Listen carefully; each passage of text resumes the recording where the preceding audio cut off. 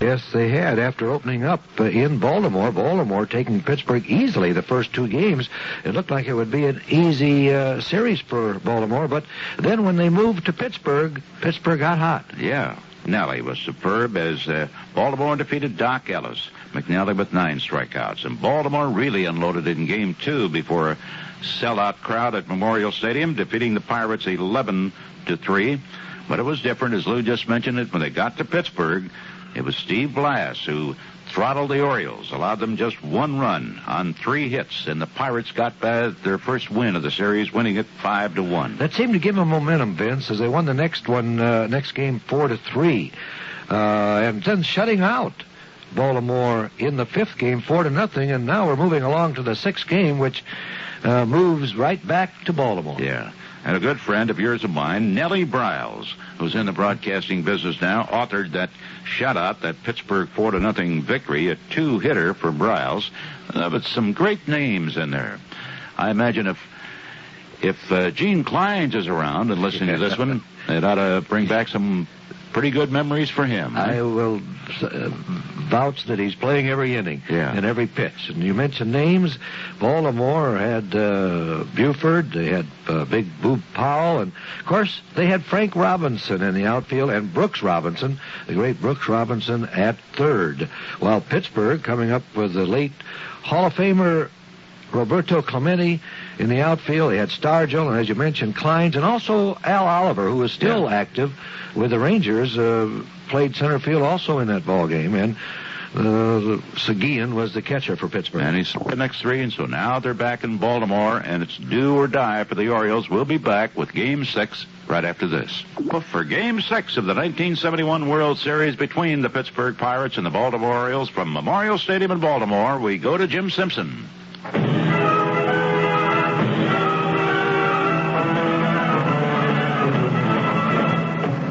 Hello and welcome back to Baltimore for the 6th game of the 1971 World Series, a series in which the Pittsburgh Pirates had swept their last 3 and now only 3 games to 2 lead over the Baltimore Orioles, and should the Pirates win today, the World Series is all over. But remember, the Orioles won the first 2 at home. The Pirates won their 3 at home, and now Baltimore's back in its own Memorial Stadium in Baltimore. There's only one thing sure about today's ball game. It will be played, 10% chance of rain, and the temperature at the moment, a delightful 67 degrees. This is Jim Simpson, along with Bob Prince. Down to our right, Bob Moose, a relief pitcher, a starting pitcher, and he has been in relief twice in this World Series. 11 games, his high mark with the Pittsburgh Pirates in 1971. Is warming up a right-hander, and off to our left, behind third base, Jim Palmer, winner of 20 games during the regular season, one of those 4 Baltimore 20-game winners who won the 2nd game of the World Series in a laugher 11-3, but a game in which Jim threw 168 pitches. Moose and Palmer, right-hander against right-hander. The Pirates, if they win it, it's all sewn up.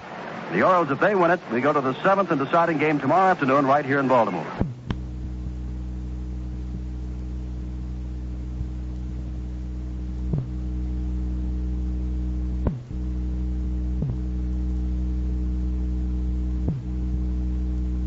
For this 6th game of the World Series is Len Dillon from NBC New York, and our engineer is Dave Nolan out of WRC in Washington. Well, here are the lineups for the Pittsburgh Pirates. Leading off and playing at second base, Dave Cash. Batting second and playing at third base, Rich Hebner. Batting third and playing out in right field, the leading hitter for this 1971 World Series, Roberto Clemente, hitting .429, and in 12 World Series games, 5 this year and 7 back in 1960, Clemente has hit safely in every single one of them. Batting cleanup and out in left field, Willie Stargell, the Major League's home run hitter. Batting fifth in center field as Danny Murtaugh loads up with left-handers against the right-hander Jim Palmer, Al Oliver. Batting sixth at first base, he's hit 2 World Series home runs thus far, Bob Robertson. Batting seventh, the speedy, aggressive catcher Manny Sanguillen. Batting eighth, Jack Hernandez. At shortstop, not known for his hitting, but in this World Series, hitting well over 360, 364. And Bob Moose is the starter, 11-7 on the year, 4.11 his earned run average. He has been, Moose has, in a couple of these World Series games thus far, both times in relief. He pitched 3 2/3 innings in the first game, gave up a run. That was Don Buford's home run, and 3 hits. And then in that 7-3 ball game last Monday, he worked only 1 inning total and gave up 5 runs and 5 hits. The Moose has been both hot and cold. Now for the Baltimore Orioles, their lineup, leading off and playing out in left field, the switch hitter, Don Buford. Batting second at second base, and he is way up in the lineup, Davey Johnson. Batting third at first base, Boog Powell. Then we come to the Orioles' leading hitter, Frank Robinson, hitting at .412, batting cleanup and playing right field. Merv Rettenmund, right-handed batter, will be in center field today. Brooks Robinson, of course, at third base. Batting sixth, Elrod Hendricks, left-handed swinging catcher, is behind the plate. Mark Belanger, bat safety, is the shortstop. And Jim Palmer, 20-9 and 1-0 in the World Series, is the pitcher. Rube Marquardt, who set a major league record for winning 19 consecutive ball games in one season, has thrown out the first ball. The umpires today, John Kibler behind the plate, Nestor Shylock down at first base, Ed Sudol at second, John Rice at third, Ed Bargo down along the left field line, and Jim Odom along the right field line. And looking around Memorial Stadium, we see that it is going to be much less than a capacity crowd. There are lots of seats, as well as out in the left field bleachers and the right field bleachers. So we will have less than the capacity crowd here today for the 6th game of the World Series. As we said, there are 2 right-handers, Bob Moose, who has concluded his warm-ups, and Jim Palmer. And now the Orioles take the field.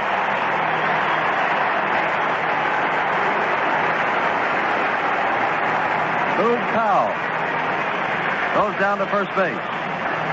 Davey Johnson will be at second. Mark Belanger, the shortstop. Brooks Robinson at third base. Don Buford's out in left field. Merv Rettenmund in center field. Frank Robinson in right field. And Elrod Hendricks is behind the plate. Jim Palmer, the pitcher, doing a little gardening in front of the pitching rubber, scuffing it up a little bit.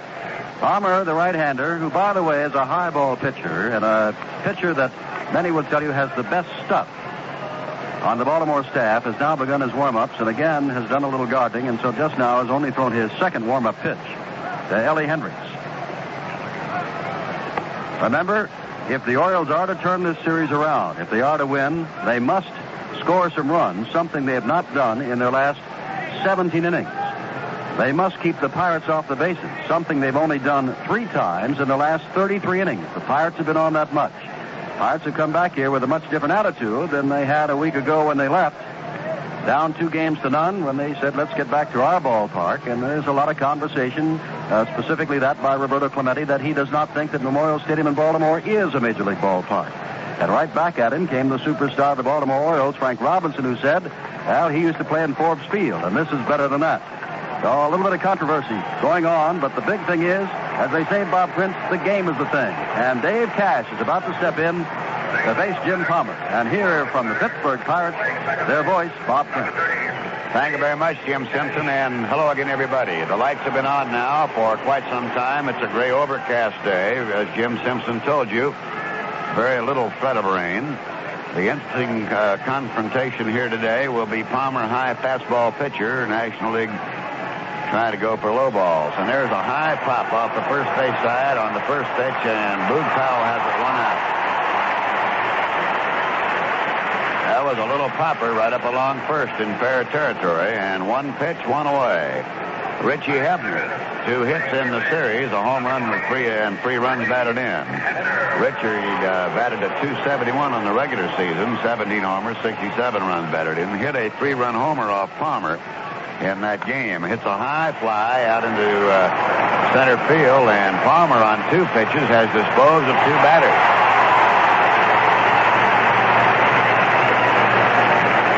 Now Bobby Clemente, the leading hitter in the series with 9 hits, has hit safely in all World Series games in which he has participated.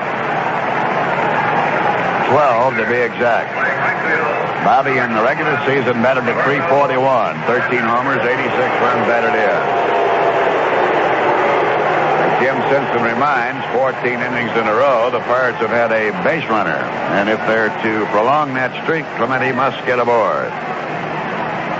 The outfield will continue to play Bobby around to right. It is 309 to right, and it's high fastball. Ball 1, no strikes. That's the first ball that's been recorded. Then it falls out to 360, 390, and 410 straight away. Clemente takes a breaking ball low, and it's 2 balls and no strikes.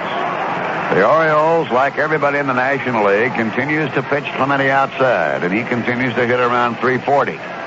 And there's a ball hit into the gap in left center field. It's in between Buford and Rettenmund. It's going to be extra bases. Bounces off the tarpaulin out there. Clementi's going to second. He's going to try for third. The relay throw, not in time. Triple.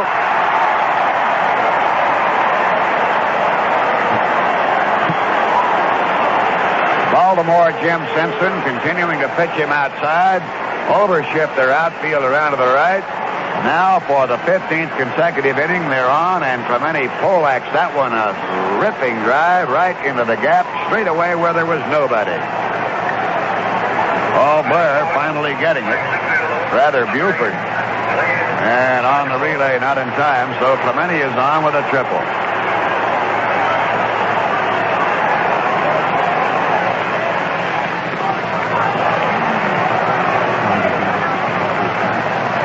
Bobby now has hit safely in all 13 games in which he has played in the World Series. And he wasted no time jumping on a fastball from Palmer. Stargell the batter, the 1-0 pitch, a change, it's low and inside ball 2. Now, while Stargell was in the throes of a very fearful slump, he did ultimately pick up 4 base hits, one of them a double, drove in a run, and he also has 6 walks. And it's low, ball 3, 3-0.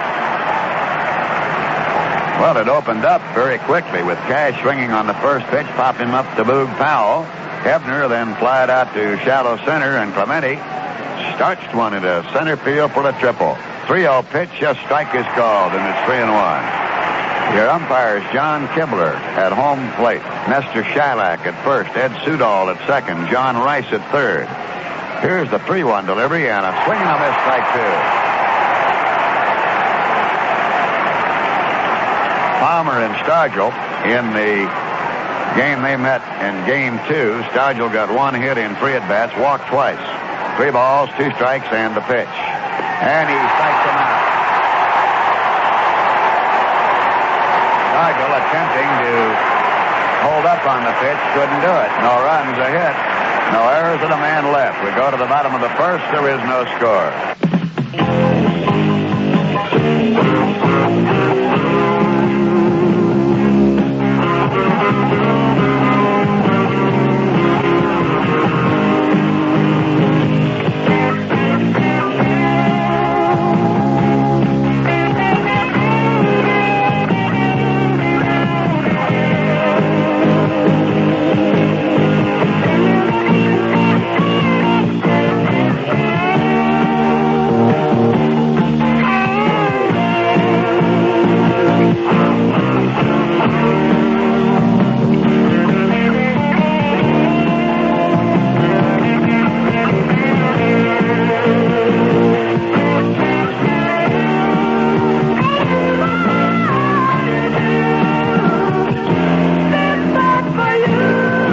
Anheuser-Busch, St. Louis. Along with Bob Prince, Jim Simpson back in Baltimore as the Orioles, who won their 2 games here last Saturday and Monday, are back in town before their home crowd.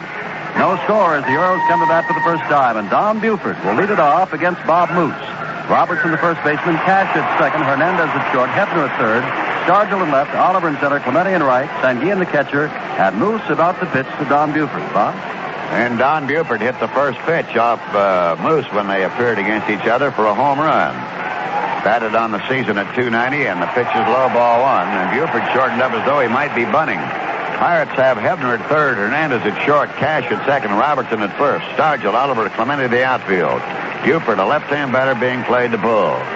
Coaching at third, Billy Hunter at first base, George Stoller.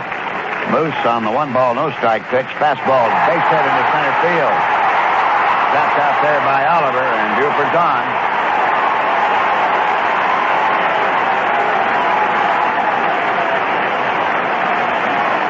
That'll bring up Davey Johnson. Had 3 hits thus far in this series and 2 runs batted in. On the regular season, batted at 282, 18 homers, 72 runs batted in. So the Baltimore Orioles get a man aboard to lead it off. Pirates have now stranded 51 men on the base paths, or else if you care to go the other way, Baltimore pitching has stranded 51 Pirates. A quick throw to first, and Bob Moose has the best move of any Pirate, and perhaps as good a move as anybody anywhere, over to first base, so Buford will have to be careful. And there was a throw that almost nailed him. Got him in a little bit of a walking lead. The way he switches those legs and goes over there, he's got as good a move as you'll ever see. The outfield around to the left. Moose will hide that ball behind the crook of the right knee. Now checks it first, comes to the plate, and it's in there for the strike. You don't get to see anything Moose is tossing until he delivers. Hides the ball behind the crook of the right knee, then gloves it very nicely and short arms you, as they say. There's a quick, fast move to first as he reverses his feet and goes across, and again Buford is back. Davey Johnson being played to pull the ball a little bit. Stargell rather deep and left. Moose comes to the plate. A breaking ball in there. Strike two, it's called.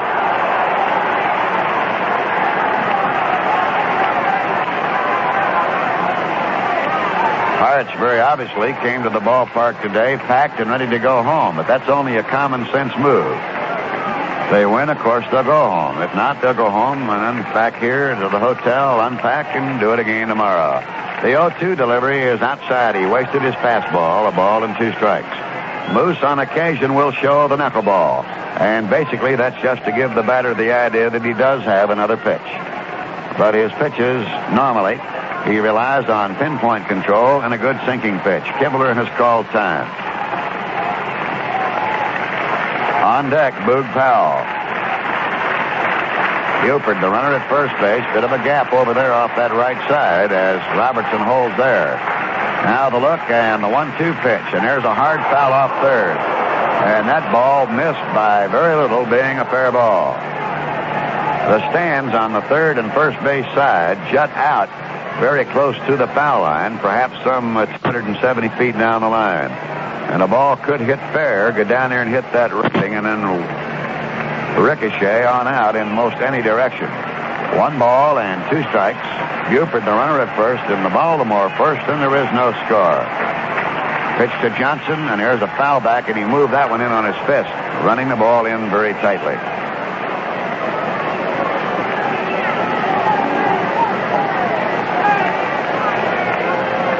Pointed out that Stargell didn't appear to be ready when Palmer struck him out in the first. He was still winging his bat around, and Palmer slid to strike 3 in there very quickly.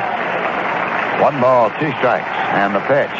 And there's a pop foul coming back overhead. Out holding 1-2.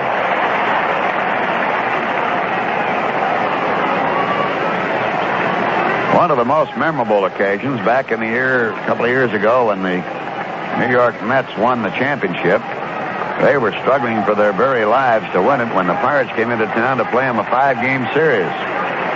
Buccos beat them a doubleheader, then Moose threw the no-hitter, and the Mets didn't lose any ground at all. 1-2 delivery, a puller down to third. Hebner has it. On to Cash for 1 on their first double play. So the Pirates go around the horn on a fast double play, 5-4-3.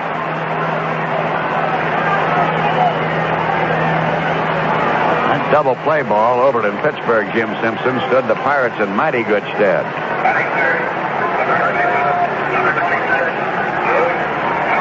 Baltimore now brings up their number 3 batter. 2 hits in the series. Boog Powell batting a .256. No home runs, 1 run batted in the series. In the regular campaign, top 22 out of the ballpark. The infield shift is on.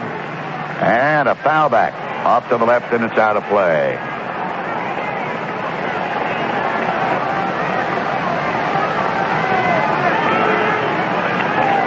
Hernandez on the first base side of second base, and back about 8 or 10 feet on the outfield grass. The outfield away around to the right. Clementi is not playing Powell too deep. No balls, a strike, 2 out and an on, no score. The pitch is a let-up, and it tails outside for a ball, 1-1. Moose, an all-around athlete from Export, Pennsylvania. A great football player. Has tremendous balance, and his fielding at the mound is exceptional. There's a pop-up foul, no play available as it comes back overhead. A ball and 2 strikes. The on-deck batter, Frank Robinson. As in any World Series, there's been a lot to create the interest of the fans and a little bit of jabbing here and there between the Baltimore club and the Pittsburgh club. There's no question but what Clementi has been outspoken in his dislike of this ballpark from the standpoint of playing in it. There's a pitch into the dirt, a ball. That might have been his knuckleball that time. 2 balls, 2 strikes.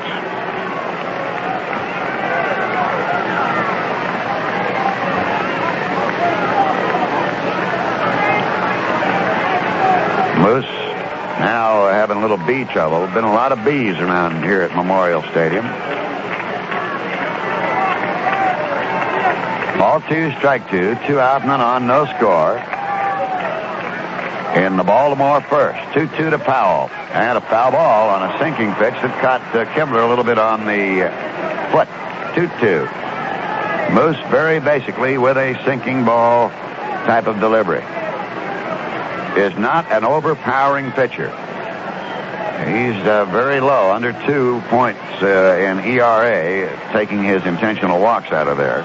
He does not walk too many batters. 2 balls, 2 strikes. And the 2-2 pitch to Powell. High fly, right field, hit deep. Bobby Clementi goes up for it. Now drifts back a few strides and has it for the out to retire the side. No runs, 1 hit, no errors, and nobody left. And at the end of 1 inning of play here in Baltimore, there is no score. This year's biggest airfare discounts are here. Midway Airlines with 408 nonstop flights every week serving major cities. New York, Philadelphia, Cleveland, St. Louis, Detroit, Omaha, Kansas City, Washington, D.C. Midway Airlines now offers 191 weekly flights for at least 50% off. That's right, you save at least 50% off O'Hare's one-way unrestricted coach fares. You heard it right. Midway's 191 super economy flights also include every flight on Saturday from close-in, hassle-free Midway Airport. These fares have no restrictions, no small print, no ifs, ands, or buts, and all flights have convenient departure times. A straight, honest 50% or more discount from Midway Airlines. Some Midway flights have even lower wholesale fares than last summer. So what do you say? Okay, Midway. Okay. Jet Midway to New York for as low as $95, and now to Cleveland for only $48. WGN Radio is presenting a rebroadcast of Game 6 of the 1971 World Series between the Pittsburgh Pirates and the Baltimore Orioles on WGN Radio in Chicago. Back in Baltimore for the top of the second inning, Al Oliver, Bob Robertson, and Manny Sanguillen. Jim Palmer has completed his warm-ups. Oliver, left-handed batter, set to step in, and here again is Bob first. Okay, Jim Simpson and Al Oliver, the center fielder. 3 hits in the series. No home runs, 2 runs batted in. Takes a darting pitch that's tailed away from the left-hand batter. Oliver last year used to really crowd the plate. Palmer wasting no time back with a curveball and fouled off the end of the bat to the left side, strike 2. Oliver on the regular season batted to .282, 14 homers, 64 runs batted in. Was platooned a lot by Danny Murtaugh. The 0-2 pitch, and it's fouled back again. That time Palmer ran the ball in on his fist.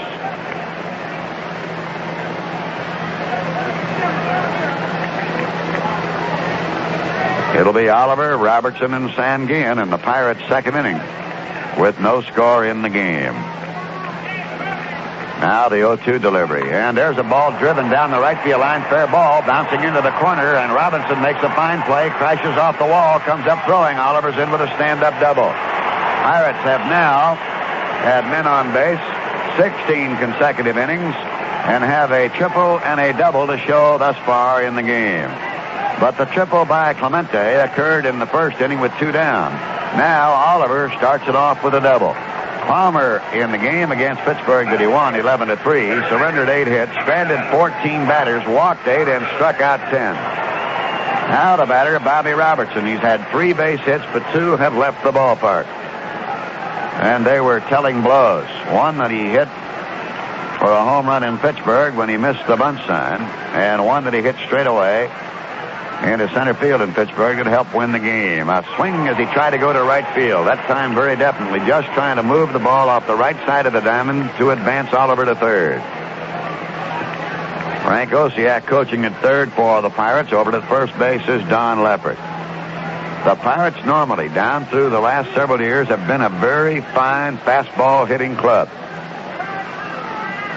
No balls and a strike.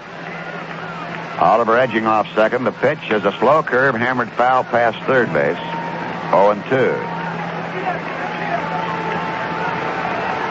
The Oriole infield is straight away here. The outfield has swung to the left, and Robinson is giving Robertson better than 90 feet of the right field line. It is 309 down both lines. 410 straight away. Palmer has his sign now. And the pitch, and he crowds Robertson on that delivery. 1 ball, 2 strikes.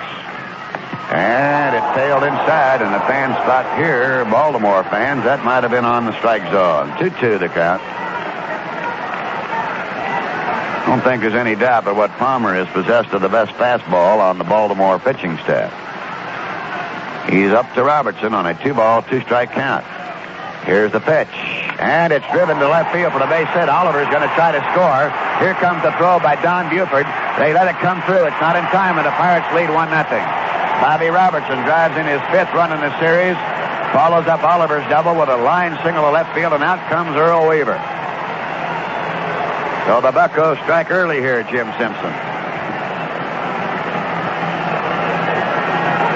And Weaver out right away. Well, he had Robertson 0-2, then went to 2-2, and the pitch that he wanted to get the decision on, he got it all right, but not the way he wanted it.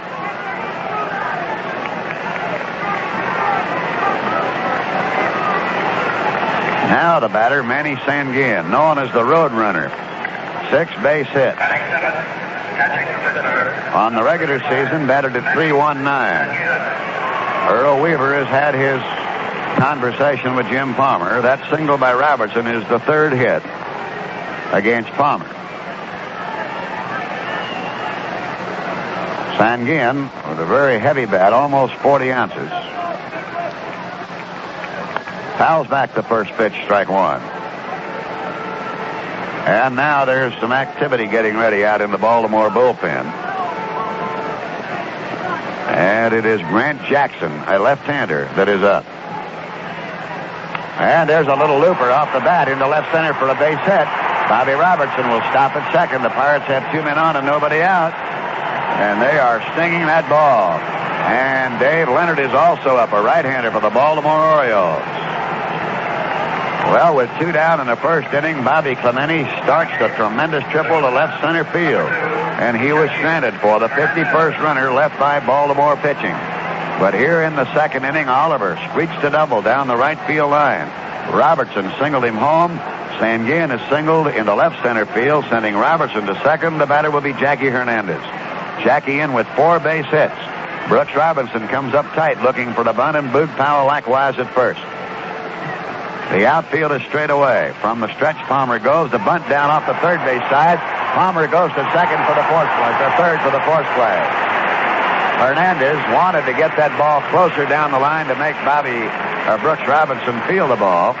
Palmer made a very fine recovery and went right to third base, and that will force Bob Robertson.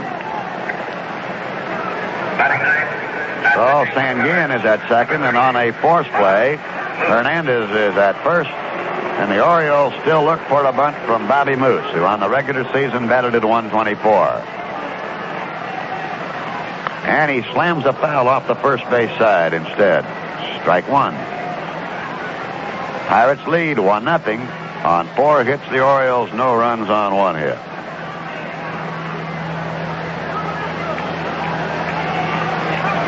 Bucks, very early in the game, turning their lineup over. A slow curve way inside for a ball, 1-1. Palmer doesn't appear today to be going to that real smoke.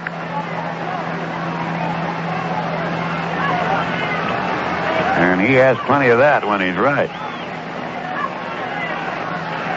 1-1 delivery, and the bunt is pushed off over toward Boog Powell. Has only 1 play on to second base. Johnson covering a course at first. On the sacrifice, Sanguillen has gone to third. Hernandez into second. So it's 2 down. Remember now, the Pirates all year long have been a great 2-out scoring ball club. In one of the games, they won over in Pittsburgh 4-0. They scored all 4 runs after 2 were out. Jim Simpson points out that in the game that Palmer defeated Pittsburgh, having only gone 8 innings, he pitched 168. Pitches. Cash the batter, and he takes a strike. Cash popped up to first on the first pitch in the first inning. They're playing him as a right field hitter. Sanguillen is at third, Hernandez at second, and the sinking delivery low for the ball. A count of 1 ball and 1 strike. Activity continuing in the Baltimore bullpen. Grant Jackson, the left-hander. Dave Leonard, the right-hander. 1 ball, 1 strike. Palmer's delivery is hit foul off third. The count now 1-2.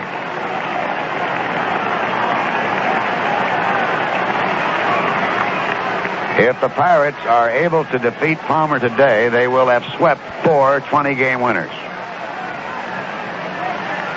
A ball and 2 strikes. And the 1-2 pitch. And there's a popper hit into shallow center. Coming up fast, Merv Rettenmund, dropping back Johnson. Johnson has it. The Pirates draw the first scoring opportunity with a run on 3 hits, no errors, and leave 2. Going to the bottom of the second, Pittsburgh 1 and Baltimore 0. Hi, Pat Summerall to remind you that good household help is hard to find, except at True Value hardware stores. There you'll find a selection of quality-designed Rubbermaid products to provide helpful convenience all over the house. Use Rubbermaid stackable storage bins to organize kitchen utensils, or in the family room to store small toys and sewing notions. Rubbermaid shower accessories will help keep bathrooms looking neat. Plus, you'll find durable Rubbermaid pitchers, waste baskets, and more at participating True Value hardware stores and home centers. There's no one else who does it quite the way you do. So here's to you. For all you do, you know the king of it is coming through.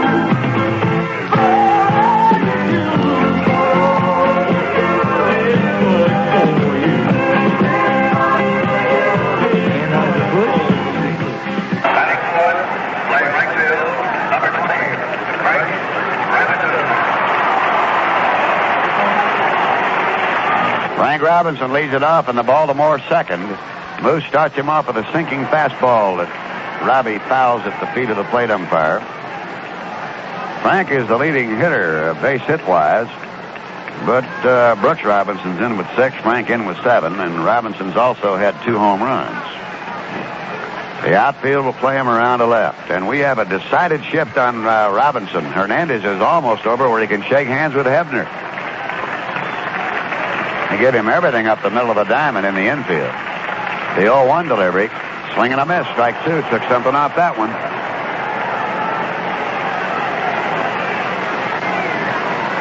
Ron Santo of the Chicago Cubs absolutely doesn't want to bat at any time against Moose. He has great success against the Cubs.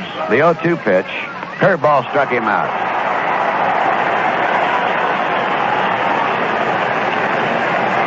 Now the center fielder Merv Rettenmund will stand in. Merv batting at .318 on the season, 11 homers and 75 runs batted in. Has had 4 hits in the series with 1 homer and 4 runs batted in.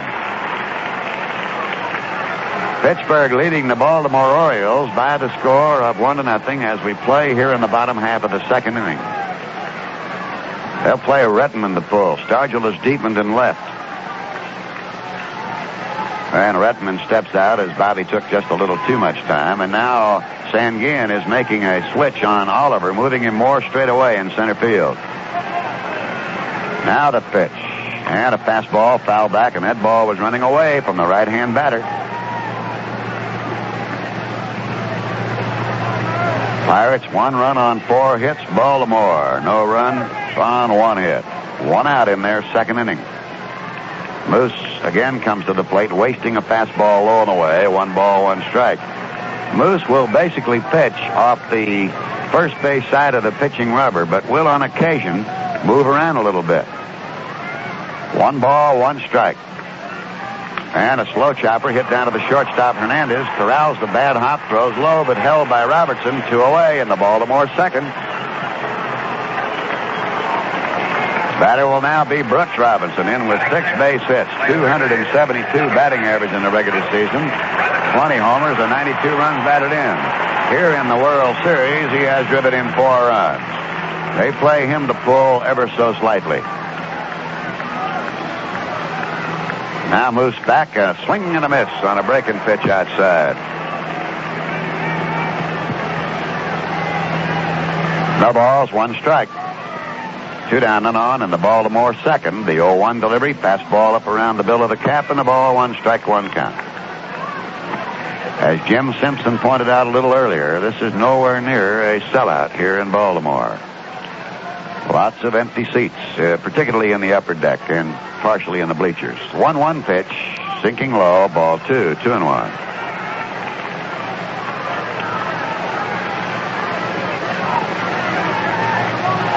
Nice balmy day, gray and overcast, very little chance of rain. Ball 2, strike 1 delivery to Brooks, and he started to fish on that one and got the pole out of the water, and it's 3-1.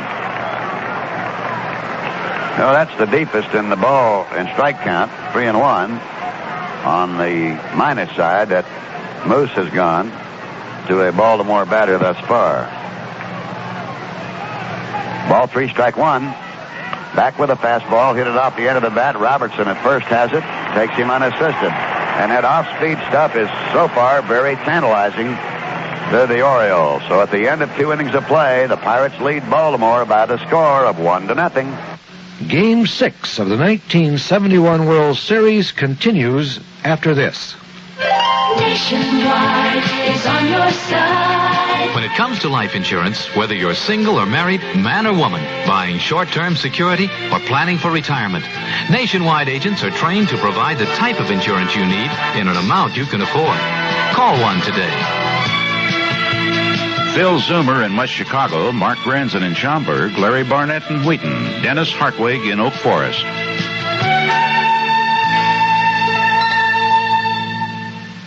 Along with Bob Prince, Jim Simpson.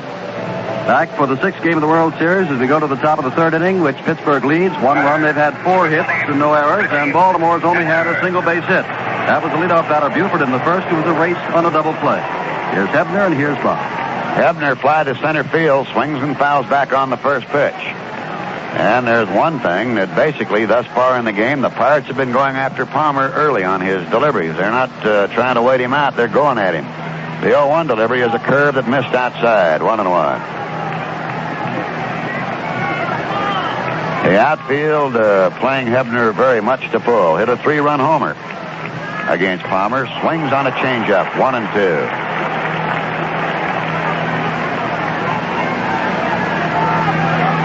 Elrod Hendricks behind the plate.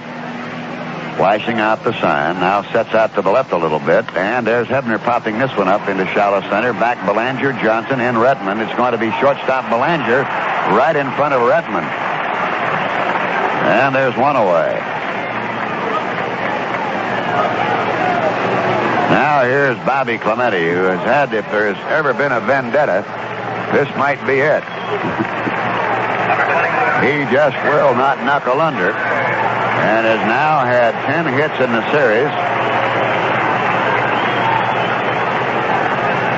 and has hit safely in every World Series game in which he has participated. 11 years apart, 7 straight games in the 60 series, and of course in all of the games here. Pitch to him from Palmer, and there's a ball hit very deep to right field. Going back for it is Frank Robinson. He's at the wall. He can't get it. It's gone for a home run. Bobby Clementi continues to totally annihilate Baltimore pitching. And Bob Prince, one of the things that Roberto Clemente does not like about this Baltimore stadium is there's a group of houses out beyond center field, and the white of the ball comes out of the white of the house. It's very difficult to pick up. But that is the 6th hit in less than 3 ball games that Roberto Clemente has hitting against that poor background. Hate to see him when the background's good. A strike here to Willie Stargell, a strikeout victim his first time up. And a pitch is high for a ball and a count of 1-1. Clemente now has a triple and a home run to go with Oliver's double. So in the 5 hits, Stargell hits it off the end of the bat down to Belanger, the shortstop. He throws to Boog Powell, and there are 2 away. Clemente's home run is his first in the World Series. Now the batter, Al Oliver, who started the rally in the 2nd inning with a ringing double to right, came in to score when Bob Robertson singled to left. And Palmer starts him off with a curveball, 1-0. I've not seen Jim Palmer work too much, Jim Simpson, but he's working very rapidly. I wonder if he's always been this way. The 1-0 is in there, a let-up, 1-1. Palmer does work rapidly, but I think the better observation is the one you made, Bob, and that is that he is not throwing the good smoking stuff today. Not too much. There's a foul back off what looked like the best fastball he's tossed out here this afternoon. A ball and 2 strikes. Just to recap, if you got into the picture now, it's Oliver doubling in the second and scoring, and now Clementi a homer. Big, high, lazy curve ballooning upstairs, and it's 2 balls, 2 strikes. We're in the top half of the third inning with 2 out. 2-2 delivery. Oliver fouls away, and again, Palmer takes something off his fastball. It's almost as if Palmer's trying to pace himself. As Jim Simpson pointed out, he threw 168 pitches in the first game that he pitched. 2-2 delivery, fouled away again. And the Bucks helped him out by going at those early couple of innings right after anything he fired up there. They lead here 2-0. 2-2 pitch, fouled it back, and Palmer now is having his work cut out.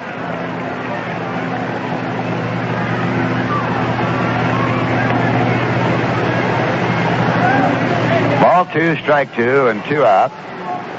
They're playing Oliver definitely as a slash hitter to left. He steps out. They give him a lot of territory out up the middle of the diamond and into right center field. 2 ball, 2 strike pitch from Palmer, and it's low, ball 3, 3-2.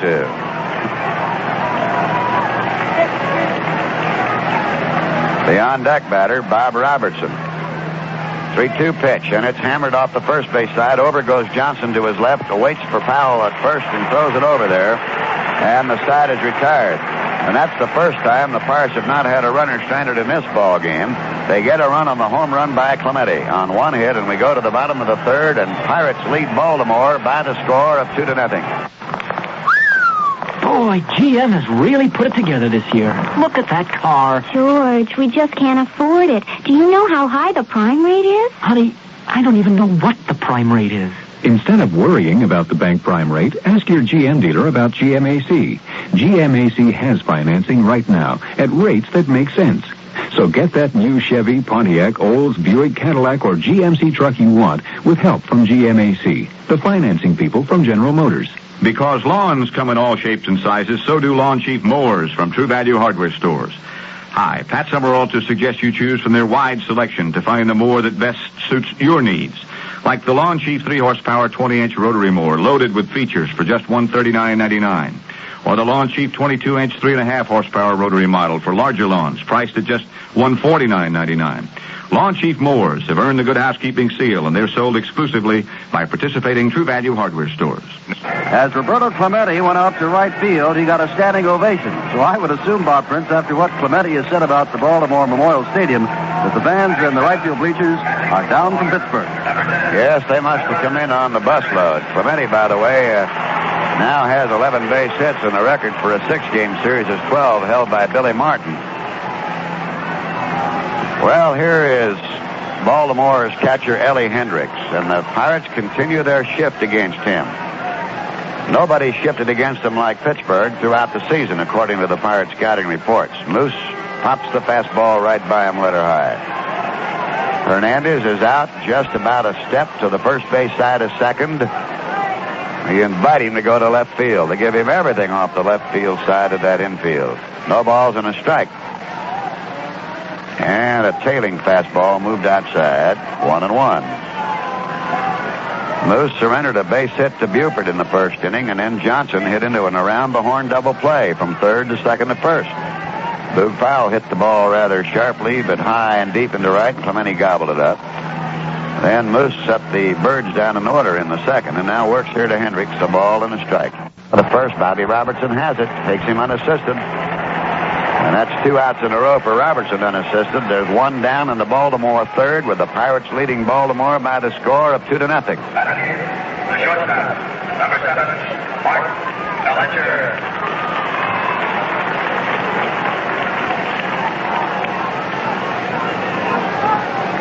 Mark Belanger, 3 hits in the series. The Baltimore shortstop, batting 8th in the lineup.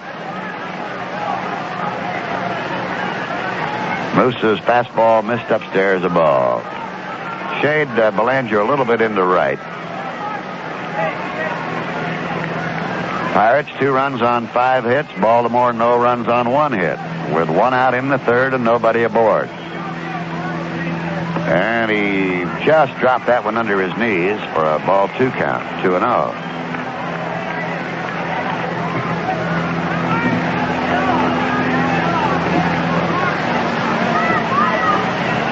Two balls, no strikes to Mark Belanger. 2-0 delivery.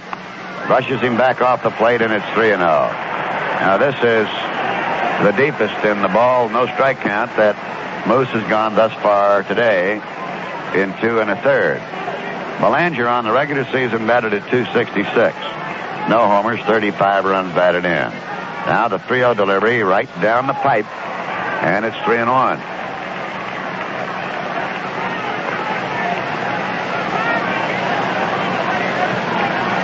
Jim Palmer, the on-deck batter. 3-1 pitch to Belanger, just underneath. He walked him. So that'll bring up Palmer, who on the regular season batted at .196. Palmer, in the game that he won, Game 2, walked twice to drive in runs, which was somewhat unusual. Batting ninth, and pitching for the Orioles, number 22, Jim Palmer. He walked in the 4th inning of Game 2 to drive in a run. He did likewise in the 5th. Hebner up tight at third, looking to the right-hand batter, and a swing and a miss, strike 1. The regular season, Palmer drove in 9 runs, did not hit any home runs. Pirates lead 2-0 with 1 out and 1 on here in the 3rd. Moose again ready, checks Belanger. Play. No ball, 2-strike pitch. And Palmer shortened up that time as though he was going to bunt. Took a breaking ball outside, so it's 1-2.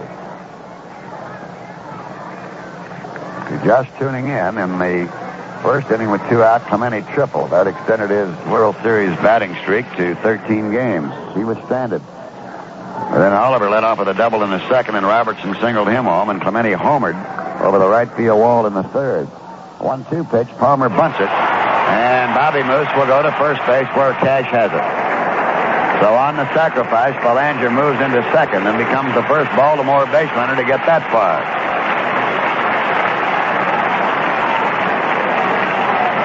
Well, here's, of course, Earl Weaver, Jim Simpson, trying to just get 1 run in. And that opportunity is presented as Buford, who singled in the 1st inning, stands in.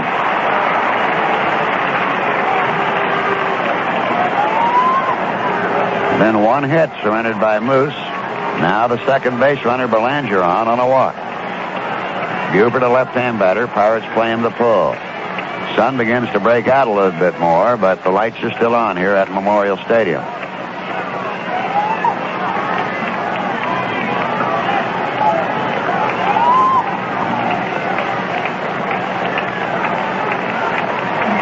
Hebner very close to the line at 3rd. Hernandez almost behind 2nd on Buford. There's a sinking pitch low, ball 1.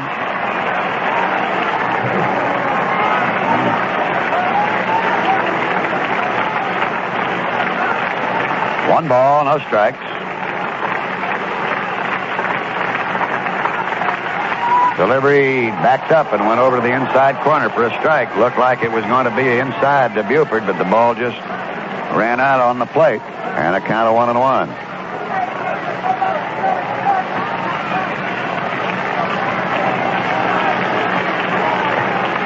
Again, Bobby Moose ready. Checks Belanger out at 2nd. Fastball this time, and he missed with it. 2-1. Buford, considered to be one of the finest leadoff batters in all of baseball. Batted on the season at .290, had 19 homers. 54 runs batted in. Ball 2, strike 1. And it's fouled away to the left as he came in on him that time, right in on the thighs. And the count is 2-2.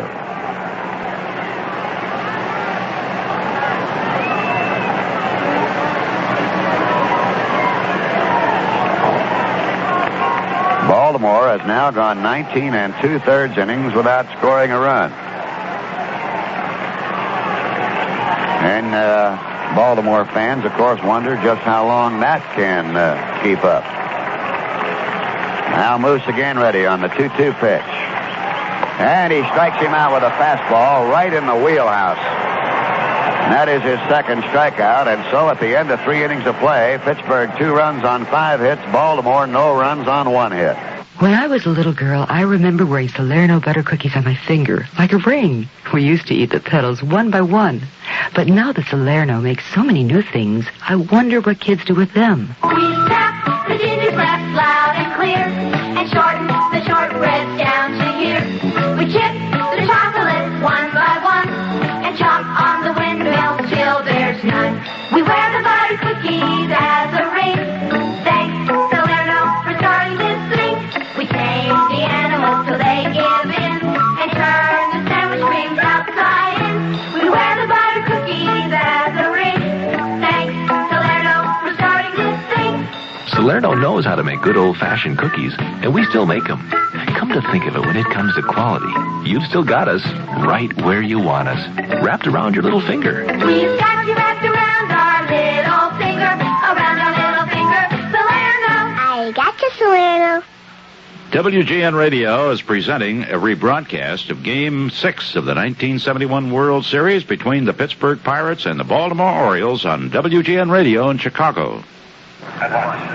Up 3 games to 2. The Pittsburgh Pirates lead in this ball game by the score of 2-0. And of course, they win today. It is all over. Bob Robertson, Manny Sanguillen, and Jackie Hernandez to face Jim Palmer here in the top of the 4th inning, Bob. And time is running out on the Orioles. And you pointed out something. You can now make it 20 in a row. Baltimore hasn't scored a run. Well, here's Bob Robertson, who singled and picked up his 4th series hit, driving in his 5th series run. Back in the 2nd inning. That single followed a double by Al Oliver. Palmer delivers, and he's way outside, ball 1. It is 309 now down both lines, and then it falls out gradually to 360, 390, and 410. The 1-0 pitch is a fastball at the knees, count of 1-1. Baltimore outfield shading Robertson to pull. 1-1 pitch, started to go for it, took it outside and low, and it's ball 2, strike 1. Jim Palmer comes straight overhand.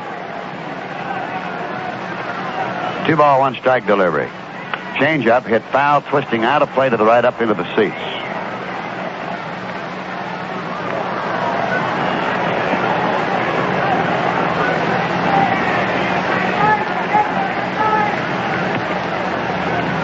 Pirates lead 2-0. Here in the 4th inning. 2-2 delivery. And there's a base hit to left. Right in the gap between Robinson and Belanger, and that is the 6th hit of the ball game. And thereafter, Jim Palmer with a vengeance. Now Manny Sanguillen, who singled back in the 2nd inning, will be the batter. Number 35, Manny Sanguillen.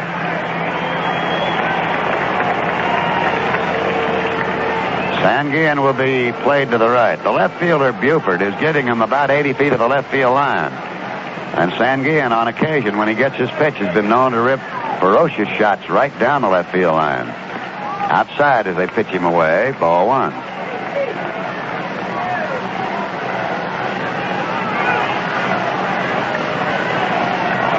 One ball, no strikes. Sanguillen dances to get out of the way of an inside pitch, and it's 2-0. Now there's a little activity getting ready in the Baltimore bullpen. They've been up once already. Ball 2 and no strikes. Sanguillen hitting a high foul up along first. Boog Powell may have a play. Drifts over and in there, 1 out.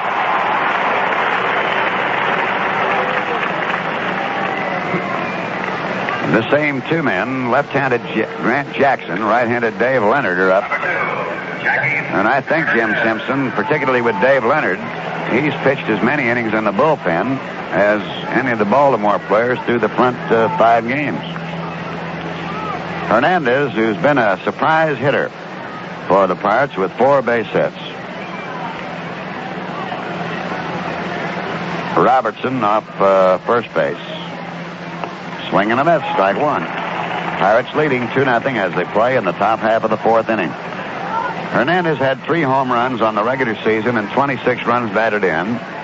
Drove in most of his runs against Philadelphia and hit all 3 of his home runs against Philadelphia at Veterans Stadium.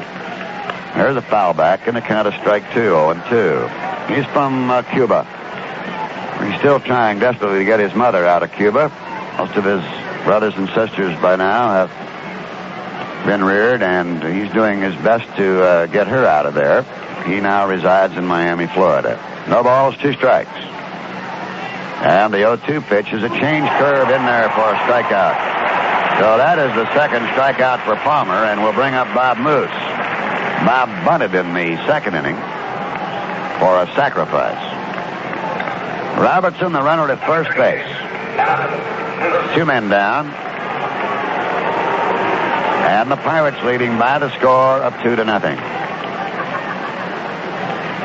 Moose being played very definitely as a right field batter. Takes a fastball streaking in at the letters for a strike.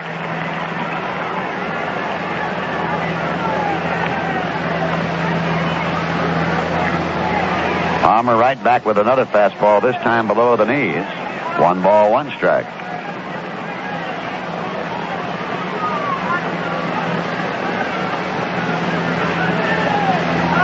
On the 1-1 delivery, a hammering swing and a count of a ball and 2 strikes.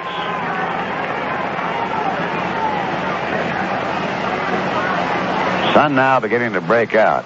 Very pleasant day here in Baltimore. 1-2 pitch, and there's a chopper down to Boog Powell, and he takes it unassisted to retire the side. So the Pirates stand another runner, and that they've done in every inning. So it's no runs, 1 hit, no errors, and a man left. And we go to the bottom of the 4th inning. Pittsburgh 2 and Baltimore 0. Let a 3-time Indy 500 winner and current national driving champion tell you why he asks for Pennzoil Motor Oil. Hi, I'm Johnny Rutherford. We use Pennzoil in the race car for top engine protection at high speeds. But in my own car, I want engine protection plus good gas mileage.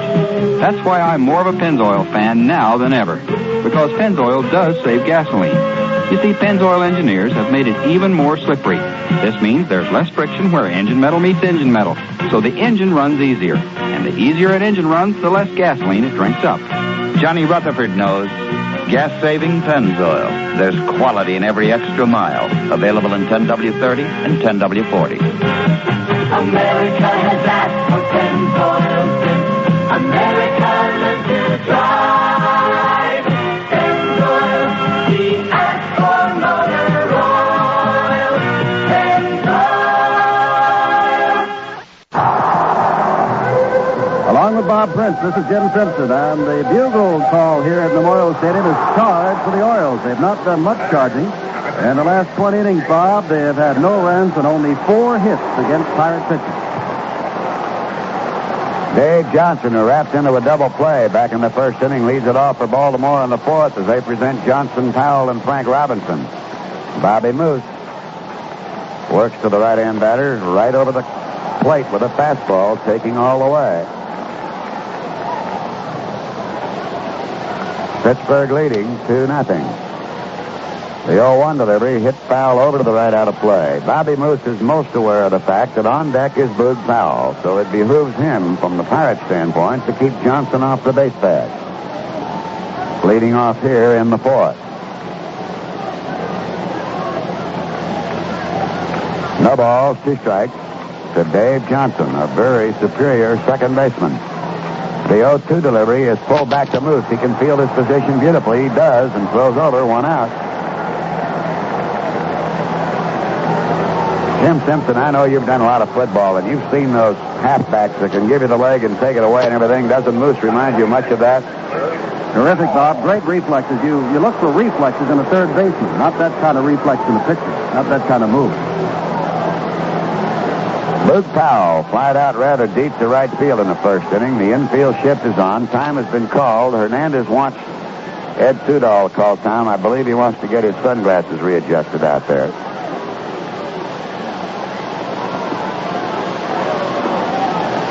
Hebner is a good 30 feet wide of, would be playing what would be the hole position at short on Boog.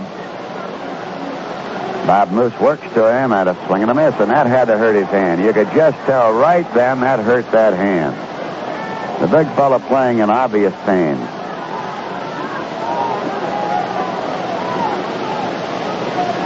Best example of how when you swing and miss, you try to throw a golf ball sometime real hard. You just don't have that resistance that you have to have. And that had to hurt Boog that time.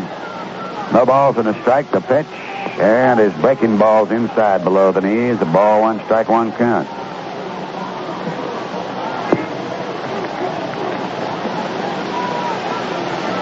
Pirates lead here. 2-0, 1 out, none on in the 4th inning.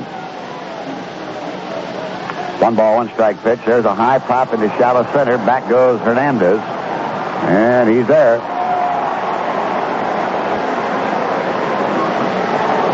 And it's 2 down to Frank Robinson, a strikeout victim in the first inning. Pittsburgh leading 2-0 in the game. That's for them. If they can win, we'll send them home with their 2nd World Championship in 11 years. And in a series almost as unbelievable as the one in which they defeated the Yankees in 1960.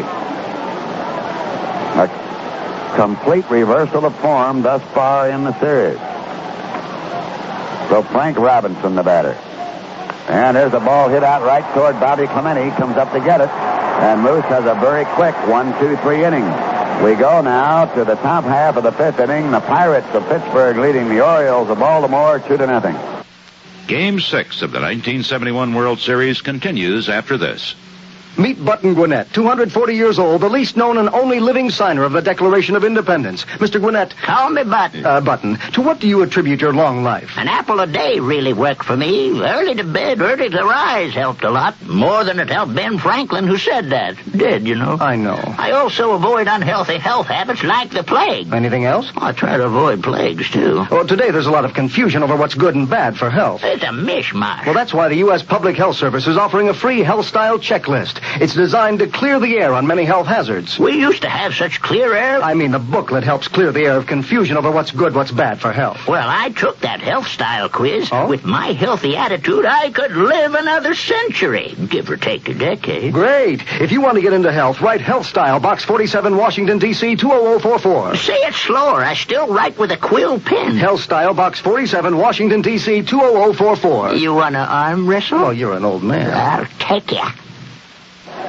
Top of the 5th inning in the 6th game of the World Series from Memorial Stadium in Baltimore. The Pirates, thanks to a double by Oliver and a single by Bob Robertson and a home run by Clementi, lead the Orioles by the score of 2-0 as Dave Cash steps in against the Birds' Jim Palmer. Bob? Dave Cash up for his 3rd time. 0 for 2. Takes a breaking ball down low. Ball 1. Cash popped up to first in the first inning. Popped up to second base in the 2nd inning. This time hit the chopper to the shortstop, Belanger. It's a Bill high hop. He throws on to Boog Powell and is 1 away. Now Richie Hebner, who flied to center and popped to short, stands in. Number 20, Richie Hebner.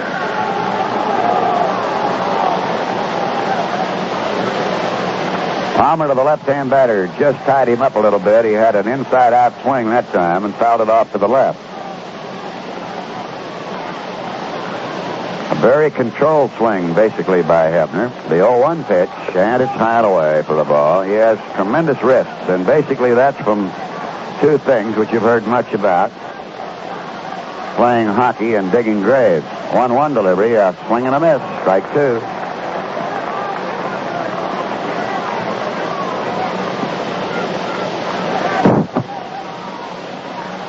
One ball, 2 strikes. Palmer right back with a fastball, crowded him right in on the fist on a count of 2-2. In the 2nd inning, Hal Oliver doubled. Robertson scored him. Then in the 3rd, Clementi a home run over the right field pavilion out there. And that made it 2-0. And Clementi has a triple and a home run in as many at bats. is the leading batter in the series with 11. 3 balls, 2 strikes now to Hebner. Jim Palmer, the right-hander, ready. Kicks, delivers, and he's ball 4 upstairs. And now Hendricks is going to strike. They want an appeal. Out comes Earl Weaver. They're going to ask Kibler to appeal to the first base umpire, Nestor Shylock. They're not complaining about the strike. That normally would be automatic ejection from the game. He wants Kibler to look down to Nestor Shylock and get a ruling. It is true that Hebner started his swing and checked off it in the opinion of Kibler. And Palmer has now issued his first walk. Now, in the game that he won, he walked earlier in this series. In the second game, he walked 8. This is the first walk here. So the Buccos again have another man on. They've had a man on in every inning. And here's Bobby Clementi with a triple and a home run. Tripled right up the middle, a tremendous blast, and the home run went over the head of Frank Robinson at the 360 mark and just kept going. In right field. 1 out. Over his head for a ball. That wasn't what you'd call a real knockdown pitch, but it went in over his head, and Clementi has been known on things where you think on a curveball like that. Many observers say you never knock a man down with a curveball, but Magley never heard about that. 1 ball, no strike pitch. And Bobby fouls back. Stepped back a little bit that time. 1-1. That was just a lazy curveball by Jim Palmer that slipped and came in over his head. There was no intention whatsoever to brush him back. 1 ball, 1 strike. Hebner at first. Pirates lead 2-0. We're in the 5th. Bobby drives it deep toward center. Merv Rettenmund is right there and has it for the out. So they finally get Clementi out. But he made good contact right at Rettenmund. Now with 2 down, here's Willie Stargell. Willie is 0 for 2. Has been ominously quiet as far as Pirate fans are concerned. He hit 48 home runs in the regular season.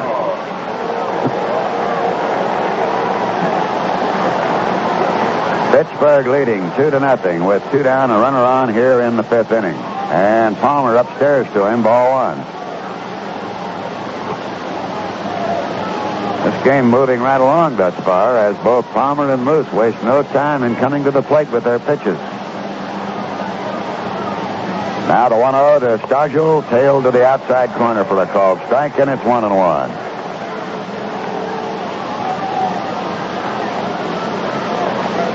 One ball, 1 strike. Quick throw to first, and Bobby Robertson, or rather Richie Hebner, is back. A very little move on the part of a runner at first for Stargell up there. The 1-1 delivery. A change in there. Strike 2. 1-2.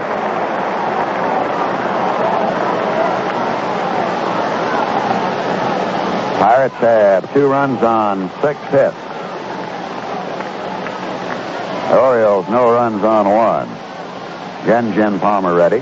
1-2 to Stargell. A swing and a miss. He struck him out on a fastball.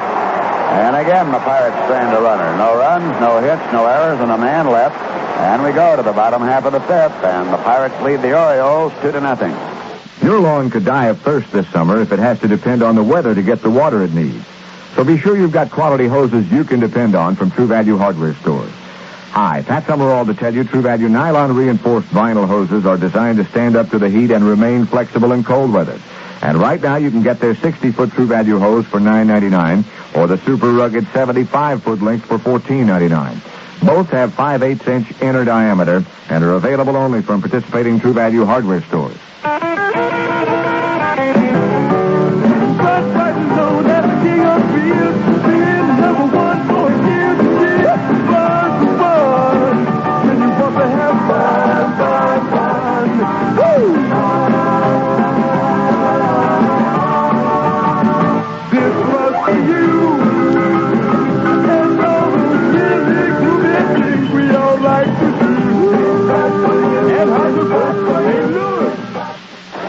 As Merv Rettenmund steps to the plate, here's the voice of NBC Sports, Jim Simpson. Thanks, Bob Prince. Bob Moose's first pitch cut out and fouled by Rettenmund. Strike one. As we go to the last of the fifth inning, 2-0, the Pirates. Moose right back with a fastball. It's too high. It's 1 ball, 2 strikes. The Orioles have now gone 21 World Series innings with no runs and have only 4 hits over those 21 innings. Lose today and it's all over.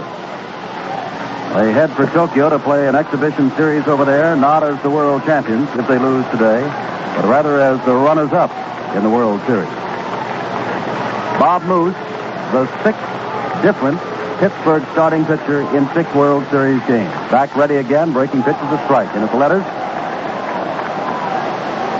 this was done by the Dodgers years ago. They started 6 different starters against the Yankees, and then Johnny Podres came back in the 7th game to beat them. 1 ball, 2 strikes. Rettenmund, the right-handed batter, swings at a breaking pitch, and it's fouled off to the left toward the Oriole dugout and goes into the dugout. Pirates have their 2 runs on 6 hits, one of them a home run by Roberto Clemente, who has also tripled. And Baltimore's leadoff batter in the first inning, Buford single, erased on a double play. There's been 1 base runner since. That was Mark Belanger in the 3rd, who walked. Lights are still on. They have been, and what sun we had is now gone. Breaking pitch is too high. It's 2 balls, 2 strikes. Bob Prince told you both Jim Palmer and Bob Moose, currently on the mound, are working very fast. Both have shown exceptional control thus far, and that is Moose's strong suit. Not the blazing fastball, but excellent control. 2-2 pitch, it's up and then tight. Ball 3, strike 2 to Merv Rettenmund. Rettenmund has that 3-run homer in the World Series. Hernandez, the shortstop, plays Rettenmund to hit the ball up the middle, plays it over near second base. Big gap between Hernandez, the shortstop, and Hebner at third. Moose back 3-2, foul to the screen.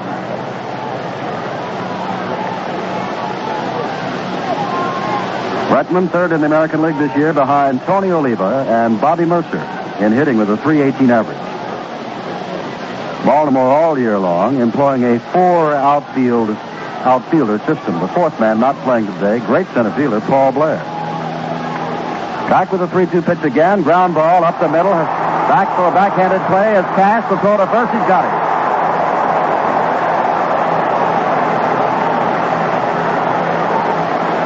Dave Cash roaming far to his right to backhand the ball near second base on the grass, wheeled and through and got Rettenmund, who has pretty good speed getting down to first base. And here is Brooks Robinson.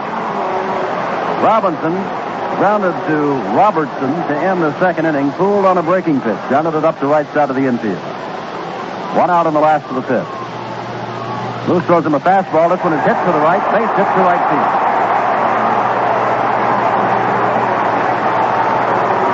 Second hit off Bob Moose. And here comes Ellie Hendricks, the big, strong, home run hitting, left-handed hitting Baltimore catcher. Roberto Clemente backs up a few steps out in right field. Oliver switches over to right center field. And Hernandez goes almost to second base from the shortstop position. Our bullpen begins to get busy. A swing of Hendricks' bat, and we've got a brand new ball game.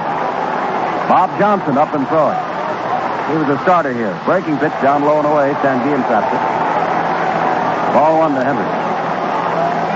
And Luke Walker, who has also started the game. 2 former series starters are now warming up in the Bucco bullpen. First time that's been active.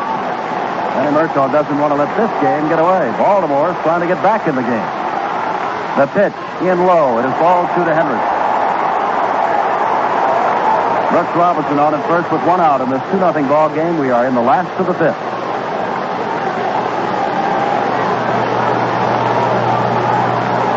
Now, Hernandez has actually shifted to the first base side of second base. He's moved over a couple of more steps.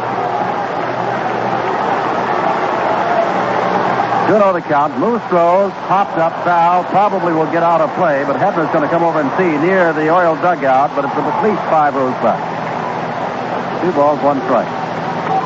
Billy Hunter, the third base coach of the Orioles, was telling Richie, forget it, don't go after it.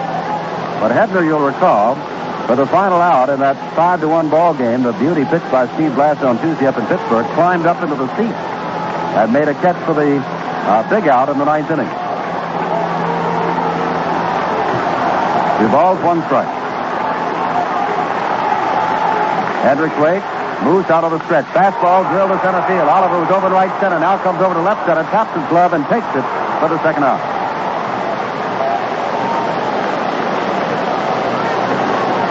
Baltimore in the third game had 3 base hits. They lost that game. In the fourth game, which they lost, they had 4 hits. In game 5 against Nelson Briles, they've only could manage 2 hits. And here today, they have 2 more hits. That's a total of 11 hits since game 3. Mark Belanger walked on the 3-1 pitch back in the third. Rich Robinson still out on first base. Now 2 out of the last of the 5th of this 2-0 ball game. It just misses outside. Fastball, strike 1. They played Belanger, who had no home runs at all during the 1971 season. A little bit around to right to hit to the opposite field and very shallow.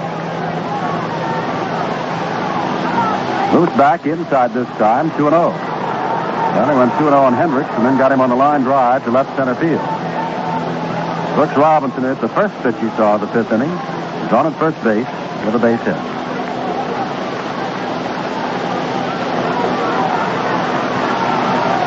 Moose ready, throwing 2-0. It is in under the hands. Inside, it is ball 3.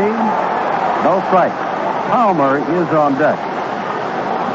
Nobody is warming in the Oriole bullpen. But of course, ball 4 here could change Earl Weaver's strategy, as Brooks Robinson would move down to second base, and Mark Belanger, the tying run, could be on at first.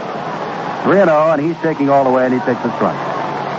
Now he steps out to look down to Billy Hunter again to see whether or not he should take again. On 3 balls, 1 strike. Robinson moves off at first base. Not being held on the bag by Robertson. Pitched up under his chin, ball 4. Brooks Robinson goes down to second. Mark Belanger with his second walk of the ball game.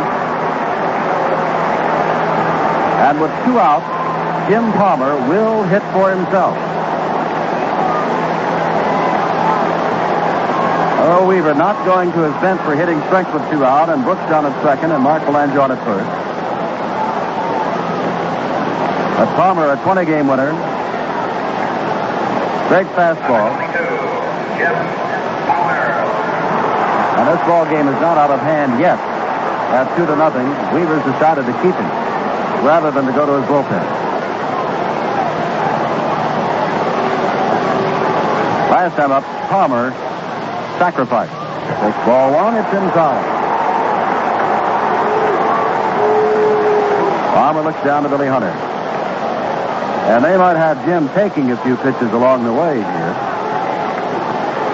See if he can't get aboard with a walk. As Bob Prince told you, he walked twice to drive and runs in the game that he won last Monday, 11-3. Swinging, though, and it's fouled back to the screen and runs up under our booth. 1 ball, 1 strike. Bob Johnson, the right-hander, Luke Walker, the left-hander, still out in the Pirate bullpen.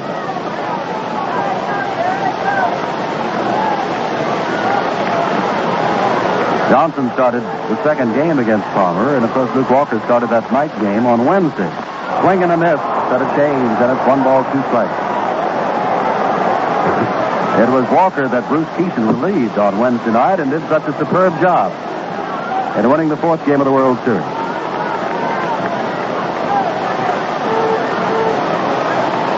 Moose in his first real jam. First time Baltimore has had a couple of base runners in the ball game. And he strikes out Palmer and is out of the jam. Palmer strikes out with Robinson at second and Belanger on at first. No runs, 1 hit, no errors, and 2 left. We've gone 5 full innings. The Pirates 2, Baltimore nothing. Game 6 of the 1971 World Series continues after this. Marvelous melons. That's what you'll find in Jewel's Farm Stand Market. Look for our bright yellow canary melons. They're extra sweet and juicy. Surprise yourself with Santa Claus melons. They look like watermelon outside and honeydew inside. Choose pink-fleshed Persians, cool golden cassavas, and of course you'll want the favorite, cantaloupe. Scoop out half and crown it with sweet ice cream. It's the nicest way to cool a hot summer day. Through Wednesday, large cantaloupe, net weight 28 ounces, are only 59 cents each. And for hot cakes or shortcake or whatever you please, our plump and ripe farm stand blueberries are the best. Through Wednesday, they're only 79 cents a pint. All of these summer delights and more are waiting for you now to enjoy one of each or a basketful from the Farm Stand Market at Jewel. That's some pickings. WGN Radio is presenting a rebroadcast of Game 6 of the 1971 World Series between the Pittsburgh Pirates and the Baltimore Orioles on WGN Radio in Chicago. Jim Simpson along with Bob Prince and the Boog, they have as they clear the bases here and drag that infield at the end of the fifth inning, a pretty young girl by the name of Linda Wareheim, who will go around and sweep off each of the bases, and then she will go to the third base coach. And most of the time, she will kind of dust his shoes. But some of the time, as she did down here last Monday, she will sweep dirt onto the opposing coach's shoes. The boo you heard was that Frank Osiak, the third base coach, just waited until young Linda Wareheim disappeared down the left field line before he decided to come out. Well, the Orioles have had 2 men on base, or had 2 men on base, for the first time since the first inning of the 4th game when they scored 3 runs. Of course, Earl Weaver did not go to his bench, allowed Palmer to bat for himself, and he struck out swinging. And that threat, for the first time they've had that kind of threat since the 4th game, has gone right down the drain. Here's Al Oliver, who has doubled and scored ahead of Robertson single in the 2nd inning, and grounded out in the 3rd inning. Strike 1, fouled off. Palmer wants a new baseball. Big Bob Robertson, who is 2 for 2 today in his home state of Maryland, waits on deck. 2-0, the Pirates. Palmer back and throws a fastball.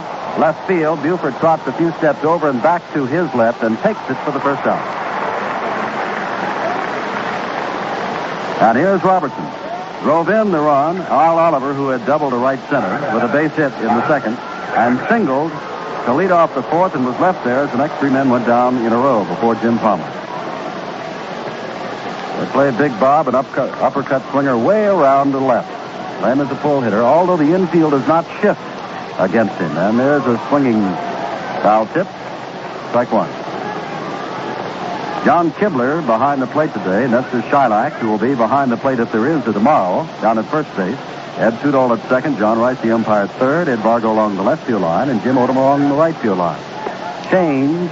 And it's out of the strike zone. Too high to Bob Robertson. 1 ball, 1 strike.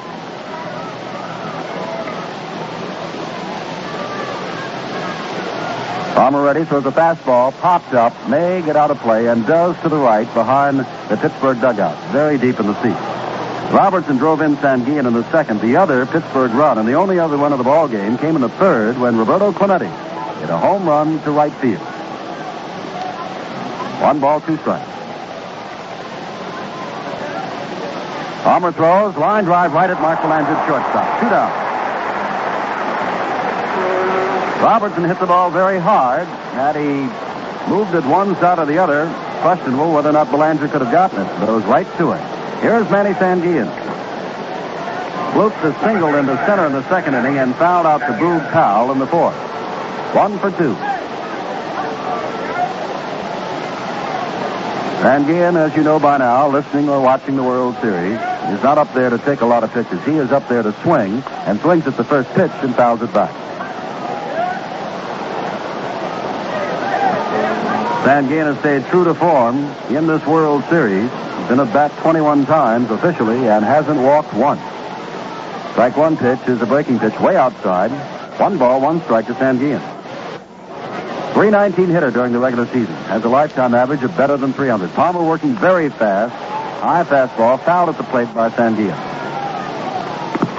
Palmer's fastball is a high fastball. And, of course, the National League umpires are, well, it's a low ball league is what it is.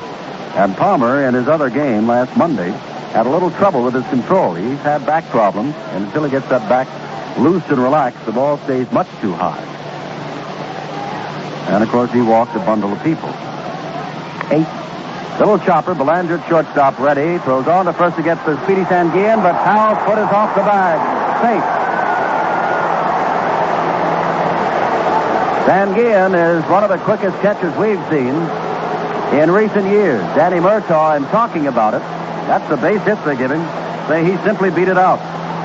Danny Murtaugh, talking about Sanguillen on the Pittsburgh bench the other day, was saying that, believe it or not, Walker Cooper, when he came up with the Cardinals years ago, was faster than Sanguillen. And so Sanguillen is on with the 7th base hit. And Boog Powell, who is kneeling in foul territory off first base to retie his right shoe, I think is also saying something to Nestor Charlak, the first base umpire. 2 runs, 7 hits, no errors for the Pirates, no runs, 2 hits, and no errors for Baltimore. Bob Prince and I have a television monitor in our booth, and they replayed it, and it was close. Oh, so close. Jack Hernandez, who bunted into a force play in the 2nd and looked at a changeup curve drop over for strike 3 in the 4th, is up. On this monitor, Boog Powell's having all kinds of trouble getting his right shoe back on, and I'm sure it's happened to many air travelers who take their shoes off and about 4 hours later find their feet have swollen a little bit. Can't get the shoe on. Boog is still operating. He's had to unlace that entire matter to get that right foot re-encased with the Baltimore cleat. You know, there's a story that Bobby Goldsboro, the entertainer, tells Bob about Boog Powell when he was playing for Key West. Bobby was playing for a team up in northern Florida, and when they came up, they didn't know how to stop the pitching of George Meyer, now in the National Football League as a quarterback, and the hitting of Boog Powell. And I'll tell you about what happened in a moment. Here's the pitch to Hernandez. It's a strike. They figured the only way that Boog could not hurt him is if he did not play. So they swiped his shoe. And the manager of the Key West team refused to play against Bobby Goldsboro's team until they got some shoes, so they went down and got a sporting goods store owner to open up his store, give him the biggest pair of tennis shoes he had in the place. He played, and I asked Bobby, how'd he do? He said, there's still 2 home runs somewhere in orbit over northern Florida. True story. 1 strike to count to Hernandez as Palmer checked over, keeping Sanguillen, who has stolen a couple of bases here. He has to dive back now. He has stolen 2 bases in this World Series. And the word is around the Pirate bench, when they get a man on base, they're liable to let him go at any time. They have had great success in running against the Baltimore catching. Pittsburgh 2, Baltimore nothing. We are in the top of the 6th of the 6th game. And the way it's going now could be the last. Hernandez, straightaway center field. Rettenmund has to come in. Johnson goes out now, and he is the one that takes it in short right center field. A run, 1 hit. No errors. And now the Pirates, in this series, have left 56 men on base. We go to the last of the 6th. Pittsburgh 2, Baltimore nothing.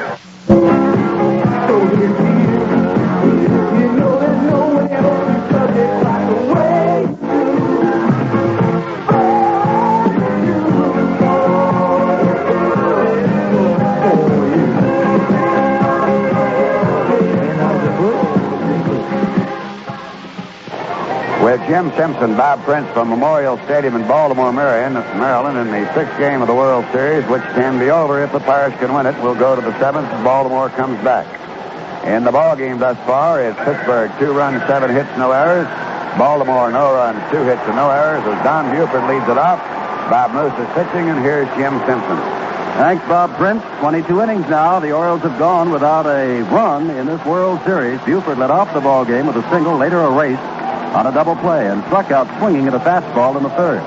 Bob Moose, the 6th different Pirate starter, has him 2-0 and throws the fastball at too low.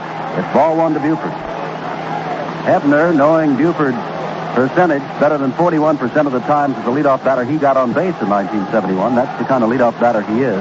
Hebner comes in at 3rd base. Back with a fastball. It's fouled back. It's 1 ball, 1 strike.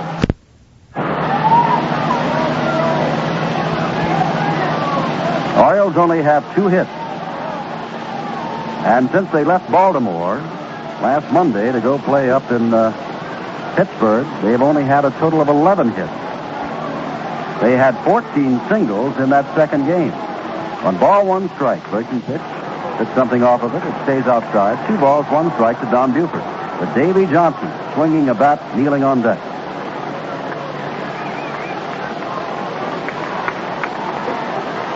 Hernandez over near 2nd base, the shortstop. Fastball, it's too high. It's 3 balls, 1 strike. Moose has walked two men, or I should say one man, twice. Mark Belanger in the third and the fifth. Other than that, his control has been excellent. Now he's 3-1 on Buford, who takes all the way and takes the strike. 3 balls, 2 strikes. Bob told you, Moose, if you take away those intentional walks that he gave up throughout the season, average surrendering less than 2 runs per 9 innings. But Bob Moose averaged giving up 10 hits per 9 innings. 3 balls, 2 strikes. Pulled foul into the seats down the right field line. Bounces back out onto the playing field, and Roberto Clemente will have to retrieve it. If there is to be a 7th game, it will take place at 2 o'clock Eastern Time tomorrow. Baltimore's laws prevent the starting of a sporting event on a Sunday before 2 p.m. 3 balls, 2 strikes to Buford. Now the Baltimore fans realize they got to get in business and begin to clap it up. Comes back with a fastball. Drive deep to right field, but Clementi is back watching as it goes.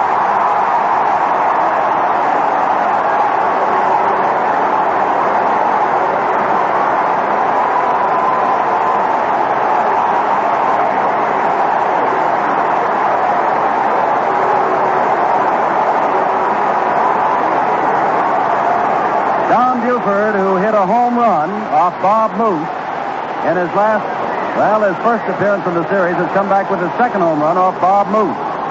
Deep to right field. It's a 2-1 ball game. And so elated was Billy Hunter. Here is Johnson taking strikes. So elated was third base coach Billy Hunter that he moved out into the baselines, and Buford almost tripped and fell over him as he trotted around third base. Moose working very fast. Back with a breaking pitch. High. Hebner breaks off third base. Can't hold on to it. Safe. Johnson and Walker continue to warm up. Would have been a difficult play for Hebner. The ball bounced once behind the mound, and it is an error for Hebner.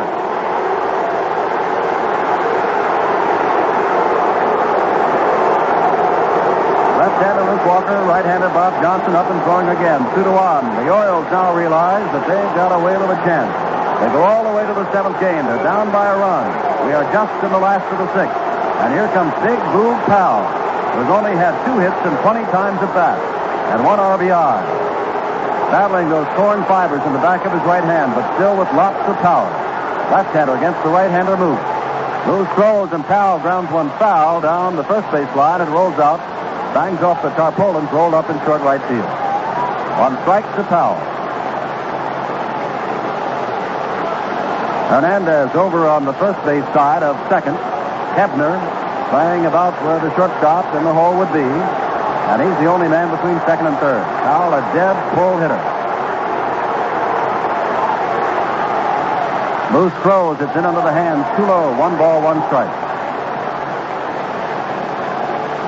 Baltimore fans hoping, of course, that the powerful Boog Powell, who hit 22 home runs to drive in 90 runs,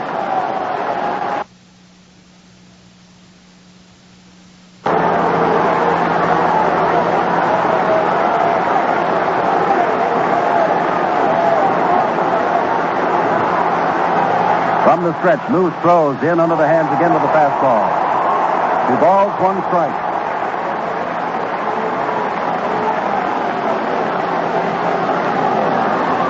Orioles have their first run after 22 consecutive scoreless innings.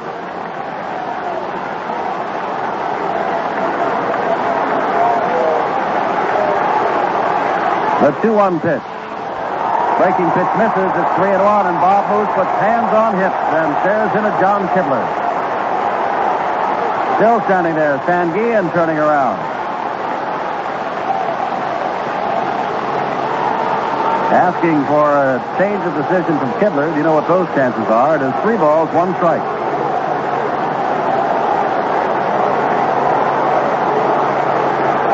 Let's see if Boog Powell, with all of that power, despite that hurt hand, gets the green light on 3-1.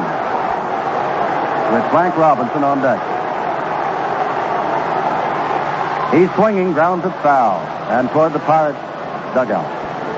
It's 3-2.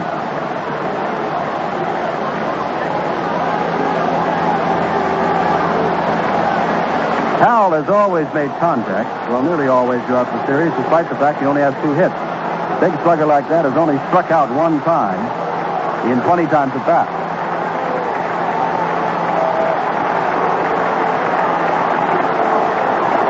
The 3-2 pitch.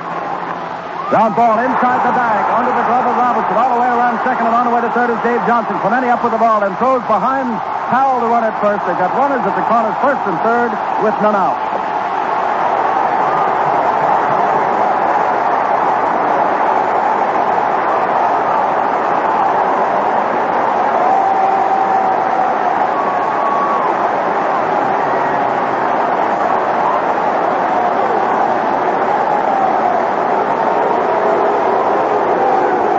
Comes Bill Burton, Danny Murtaugh's right-hand man, and with Frank Robinson due up, this may be all for Bob Booth. Luke Walker and Bob Johnson have been throwing. The tying run is 90 feet away with none out, put on there by Hebner's there at third base, and advanced to third by Boog Powell, single to right on the 3-2 pitch. With Jim Simpson, Bob Prince here in Baltimore, and Baltimore fans now have a lot to roar about, as Bob Moose is going to have to leave the ball game, and Bob Johnson is coming in.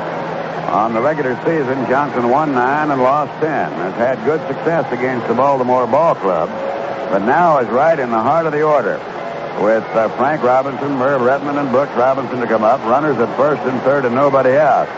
An error charged to Hebner, as Jim Simpson described, right now a very costly one, because if he comes up with that ball on Johnson, he can play off the bag on Boog Powell, and there's no way his ball's going to get by unless there is another error.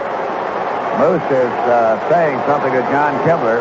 He thought he had Boog Powell struck out, and he's telling him about it on his way out. But in a game such as this in the World Series, of course, everything is right down to the nitty-gritty.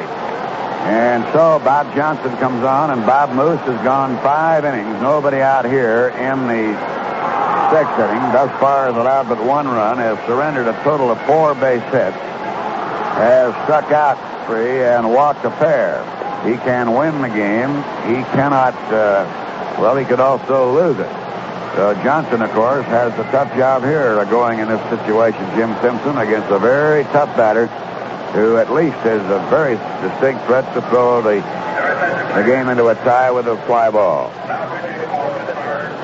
Bob Johnson continues his warm-ups, and Frank Robinson, and quite a story we have revolving about the World Series other than the obvious, in that the Pirates thus far have won more games than the Orioles, and that is the little byplay going on between Frank Robinson of Baltimore supporting his field and Roberto Clemente, another superstar from the Pirates, saying that Memorial Stadium isn't much.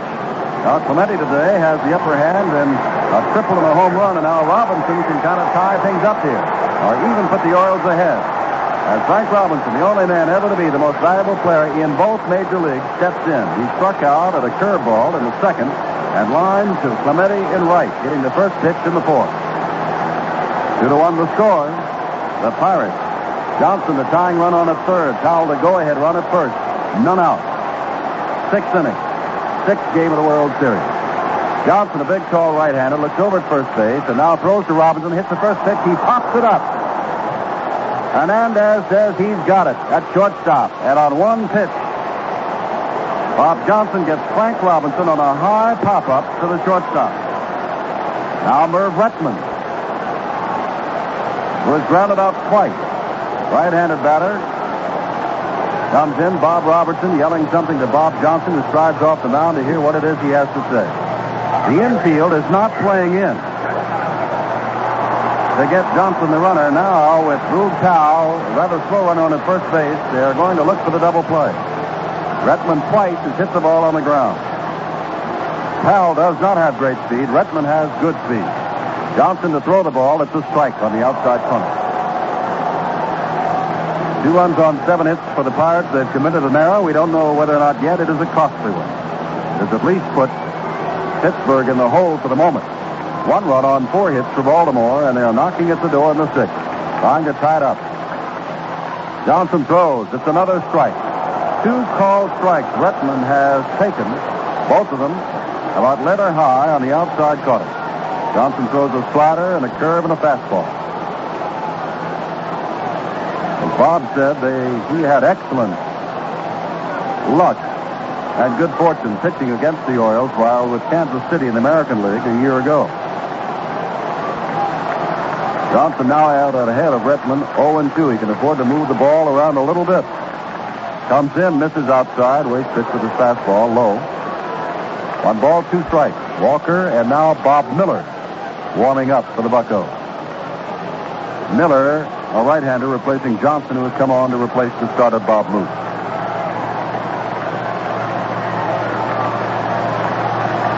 Ready? Called out on strike. Fastball on the outside corner.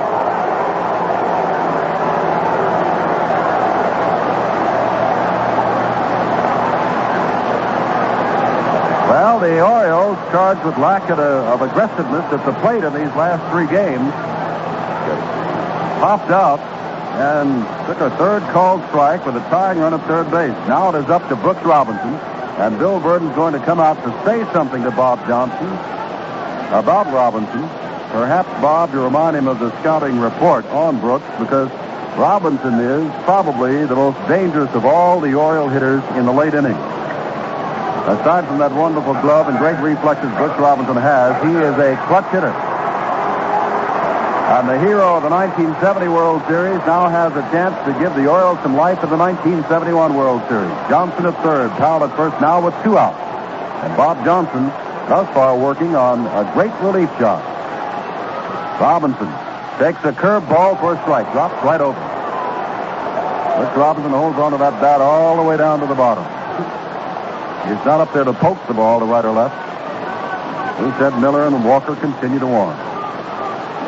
2-1 the score, last of the 6th. Best chance the Orioles have had since the first inning of Game 3 in Pittsburgh. Johnson back to throw. Ground ball right to Hebner. Hebner goes to second base for the 4th. And how about that? Bob Johnson came on with Johnson at third, Davey Johnson, Boog Powell at first, and none out, and got a 1-2-3. Nobody scores. We've gone through 6 complete innings, and at the end of 6, the Pirates still lead 2-1 over Baltimore. I plan on living a long and healthy life, so I get regular cancer checkups. You see, the best time to get a checkup is before you have any symptoms. So please, take care of yourself now. Find out which tests are necessary for you and when you should have them done. Because if you're like me, you've got lots of plans and want to live long enough to do it all. Ask for the American Cancer Society pamphlet, the new Cancer Checkup Guidelines. Call 800-572-1021. If it's rare, everybody else wants it, right? Not really. There's one thing that only one person in 80 genetically carries and nobody else wants. That's RP, retinitis pigmentosa. RP is an inherited disease that causes night blindness, tunnel vision, and sometimes total blindness in children and young adults. This is Robert Merrill. For more information, contact your local RP chapter or the National RP Foundation, Box 5773, Baltimore, 21208. Thank you. WGN Radio is presenting a rebroadcast of Game 6 of the 1971 World Series, featuring Frank and Brooks Robinson, Don Buford, and Jim Palmer for the Orioles, Dave Cash, Manny Sanguillen, and the great Hall of Famer, the late Roberto Clemente. On your scoreboard, as we go now into the 7th inning, it's Baltimore, 1 run on 4 hits. And on Bob Moose, that run will be an earned run because of the home run by Don Buford. His second, as Jim Simpson told you, against Bob Moose. Moose can win the game. Johnson can pick up the save. The Pirates have 2 runs on 7 hits and lead now by the home run by Clementi. Jim Simpson. Jim Palmer throws a strike on the outside corner, letter high to Bob Johnson, who did a superlative job in the last of the 6th. And Frank Robinson on the pop-up. There's the ground ball toward the shortstop. Belanger up with it. He's got plenty of time. It allows Johnson to run just a little bit before he releases the ball and throws him out. Well, we've been talking about the fact that Pittsburgh throughout the series has left 56 men on base. Baltimore in the last 2 innings has left 2 men on base. They allowed Palmer to bat with runners at first and second in the 5th, and he struck out. And with runners at first and third in the 6th, they couldn't do anything about that. That was a fine pitching job by Bob Johnson. 2-1. Here's Cash. Palmer ready to throw. Fastball low and away. Ball 1. Dave Cash popped out in both the first and second innings and then grounded to short in the 5th. 0 for 3.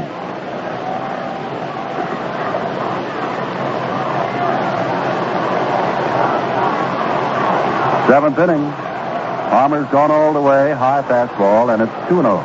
Pat Dobson has now begun to throw. He was the starter in the fourth game on Wednesday night. Out in the Baltimore bullpen.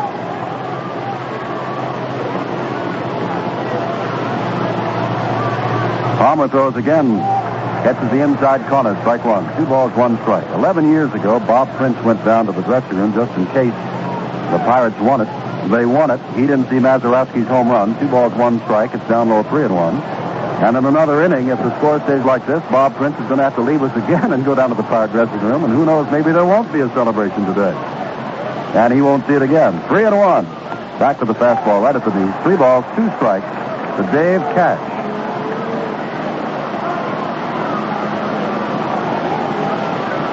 Palmer's been working rapidly all along. Fastball, 1 big hop to Belanger. Handcuffs him a bit. Now throws on to Powell, and there's 2 out in the Pittsburgh 7th.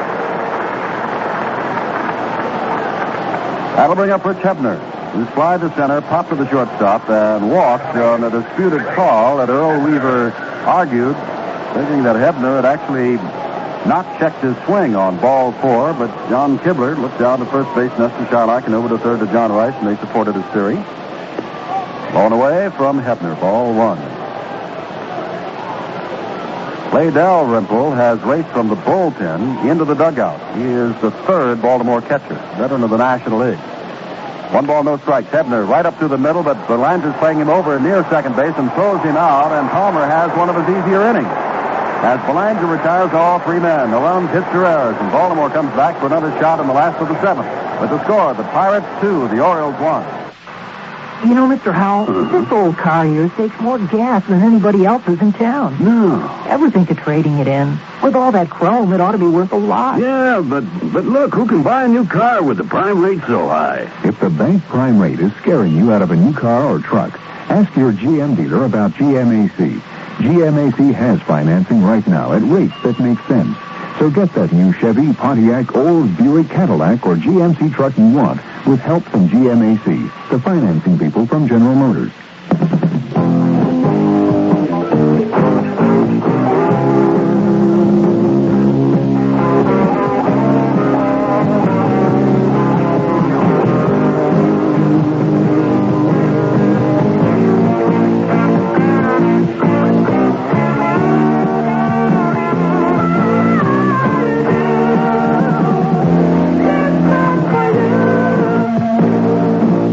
Bush, St. Louis.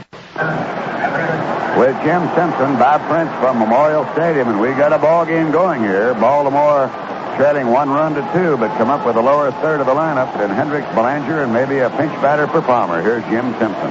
Bob Johnson, retired 3 men in a row with nobody out and runners at first and third to save the lead, is ready to work to Hendricks, and it's too low, ball 1. On deck is Belanger, and we have noticed that not only has Clay Dalrymple come in from the Baltimore bullpen to the dugout, but Dave Jusky and Bob Deal have gone out to the Pittsburgh bullpen. Long foul down the right field line. Pulled away foul. The pitch was in on Hendricks' hands, and he pulled it to right. So Jusky, with those 30 saves during the regular season, 3 in the championship playoff, and he has pitched excellent ball here in the World Series, has gone down along with Bob Deal. Big breaking pitch outside. 2 balls, 1 strike to Hendricks.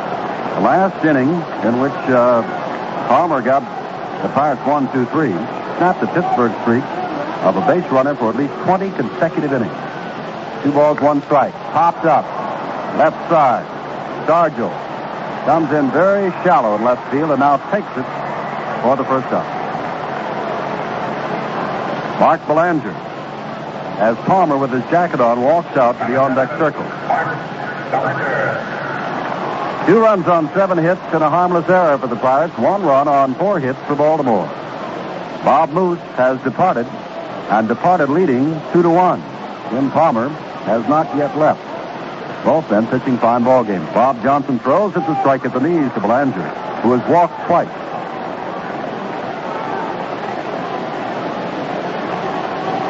Johnson, a big man, ready to throw, and throws again in on the 5th and fouled off upstairs to the right. 2 strikes to Mark Belanger.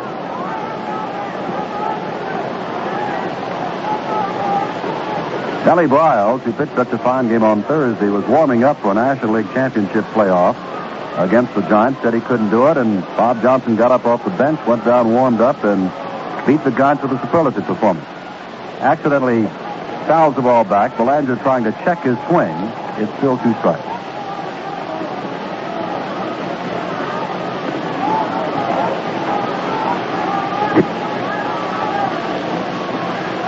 Playing Belanger short and a little around to the right. Johnson ready with a 2-strike pitch. Throws, it's off the corner. 1 ball, 2 strikes.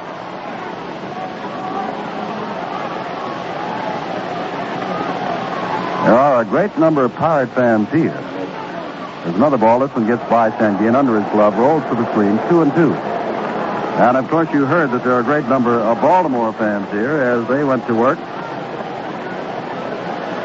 In the last inning, when Baltimore looked to go, they were going to tie it up and maybe go ahead. WGN Radio, Chicago. 2 balls, 2 strikes. 1 out in the 7th. Johnson back with the fastball, grounded to the right side. That's going to make it through to the outfield. Tying run. Mark Belanger at first base, and Palmer is going to come up. Well, is he or not? He is standing with his... He is taking off his jacket. And if he is to come up, it is obviously with one thing in mind, and that is do what he did back in the 3rd inning. Move that runner along and give Buford a chance to tie it up. Palmer swinging the bat, looking down to Billy Hunter. Hebner's already in on the grass at 3rd base. Robertson holding against the runner, Belanger, who has good speed. On the home plate side of first base, ready to break in at the pitch. Justy is up and throwing. Palmer squares around, takes the strike, does not offer at the pitch. Strike 1.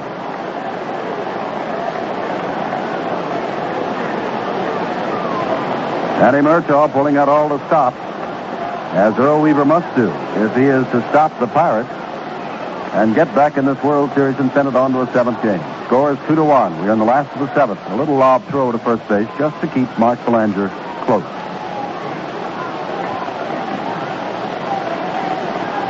Hebner stationed all 6 or 7 feet in on the grass, creeping in all the time. Palmer squares around a bunt, misses at it. Sanguillen looks down to first baseman Nestor Chilak, who says nope, he did not offer at the pitch. It is ball 1. 1 ball, 1 strike. Sanguillen now looks down to third base umpire, John Rice. Of course, he was blocked, and now Jim Palmer says, I'm not quite sure of that signal, Billy Hunter, and walks off to hear what it is Hunter wants him to do. Palmer has his instructions on 1 ball, 1 strike. Steps back in.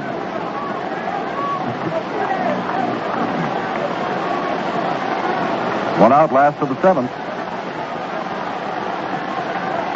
Johnson ready, looks over at Belanger. Throws. He looked as though he was going to swing, and Sanguillen thought not that he had swung, but rather that the ball was in the strike zone. It was not. 2 balls, 1 strike. Palmer again staring down to Hunter.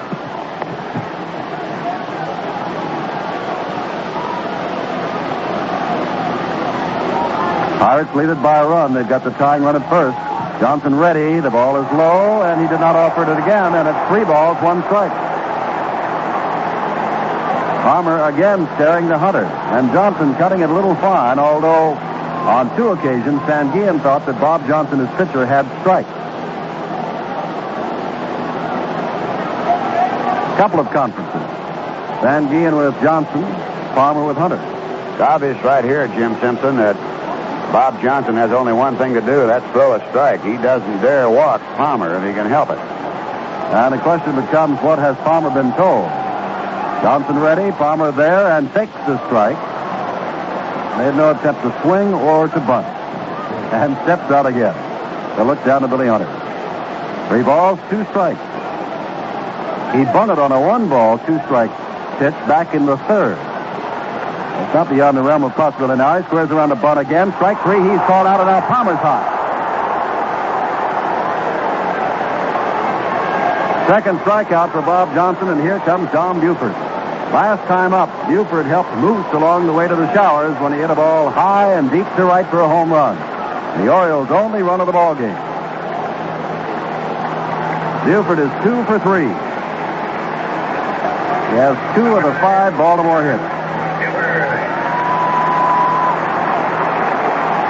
Hernandez goes down near second base from the shortstop position, and Hebner remains in on the grass.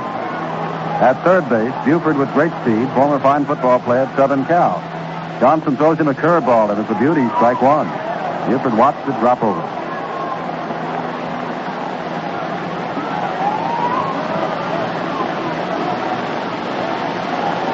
Since the fifth inning, Baltimore has had Pittsburgh in trouble. They still trail by a run. Until the fifth inning, Baltimore went rather quietly with just one base hit and a walk over the first four. Johnson with the start. Sanguillen moves to the outside of the plate, and they throw it outside with a fastball. It's 1 ball, 1 strike. The 2 Pittsburgh runs. Oliver doubled to lead off the second. Bob Robertson singled him home. In the third, Roberto Clemente got his second hit, a home run to right field. That's the Pirates 2, the Orioles 1, Buford's home run. Mark Belanger still down at first base, 2 out last of the 7th. Johnson ready to throw the 1-1 pitch. It's a change down low, inside, 2 balls, 1 strike. On deck is Dave Johnson. A win by the Orioles today. We're back tomorrow at 1:45 Eastern Time of the 7th and decisive game of the World Series. A win by the Pirates today, and we all go home.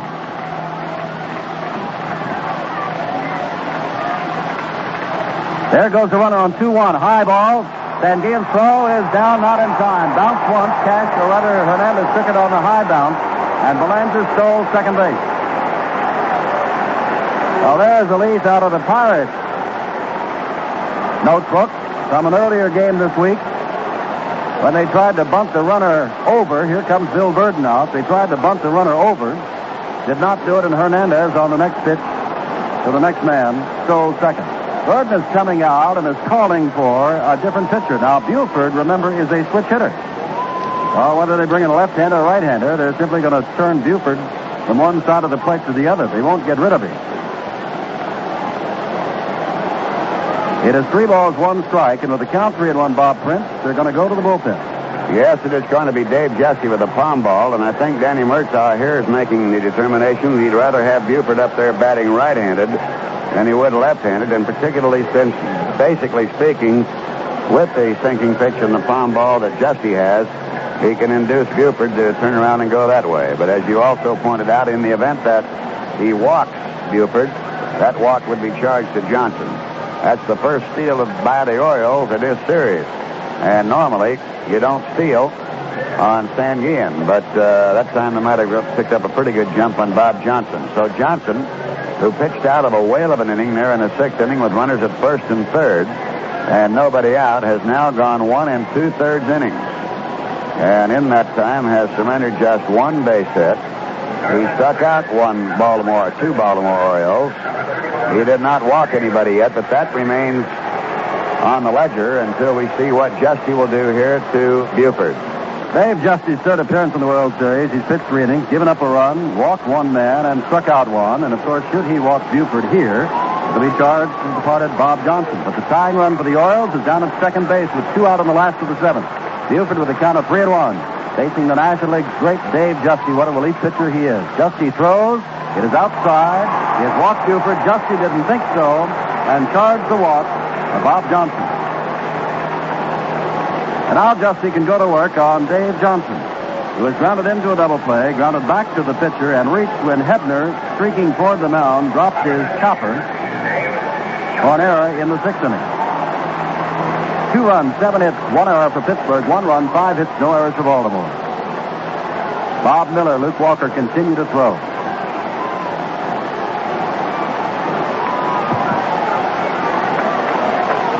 Go-ahead run now on at first base. In the person of Don Buford, who has speed. There's the ball. Breaking pitch, fouled upstairs off to the right. It's strike 1 to Dave Johnson. Johnson has had 3 hits in 21 times at bat in this series. Came into the series hitting at .282. And a career high 18 home runs. With that in mind, Stargell is rather deep in left. They play Johnson pulled slightly to the left. 1 strike pitch. Justy's back. It bounces in front of the plate. Gloved by Sanguillen, and then he loses it. Drops out in front of the plate. And umpire John Kibler wants to look it over. Keeps the ball in play. 1 ball, 1 strike. There is some wind now. The first time, at least, that I've noticed it this afternoon, and it's blowing from home plate out toward left.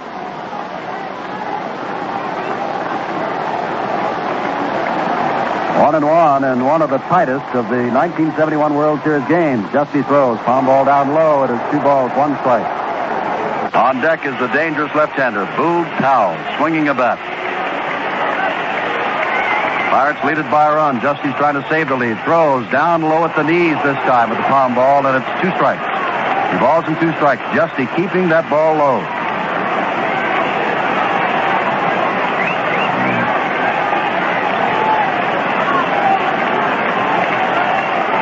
Justy, right-hander, out of Seneca Falls, New York.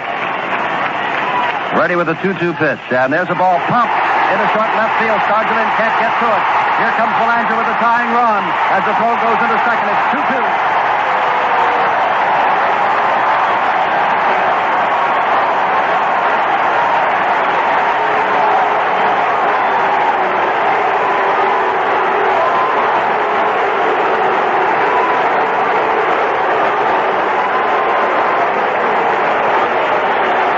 Those are not boos you hear. Boog Powell steps up, and he can untie this game. It is 2-2 in the last of the 7th. Pirates win today. The series is over. The Orioles are trying to prevent that from happening. And going on to the 7th game tomorrow. Powell is 2. Make that 3 for 21. Single the last time up on a 3-2 pitch. This giant has great power.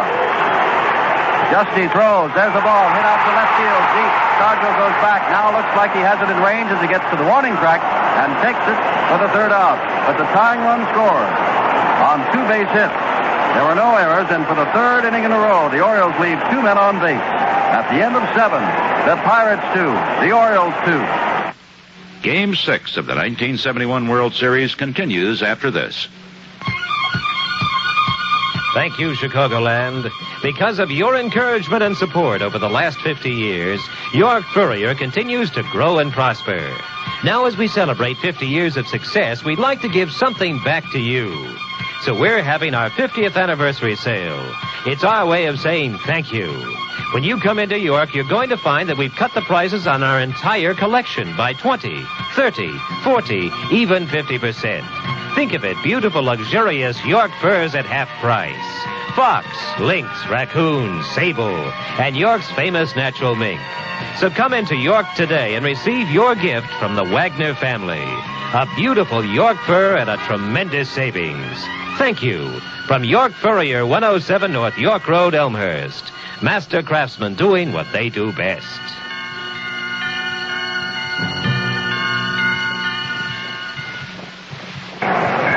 Well, we're into a brand new ball game here as we go into the top half of the 8th inning. Palmer, who had some problems, looked like they were going to bat for him one time and didn't. Looked like they were going to have to relieve him out on the mound. They didn't, and thus it's now up to a 2-2 ball game. And the ball that Johnson hit, a little looper out into left field, and they all count just like anything else. And that drove in the run. The run is charged to Johnson, so that now the game belongs to Dave Justy and to Jim Palmer.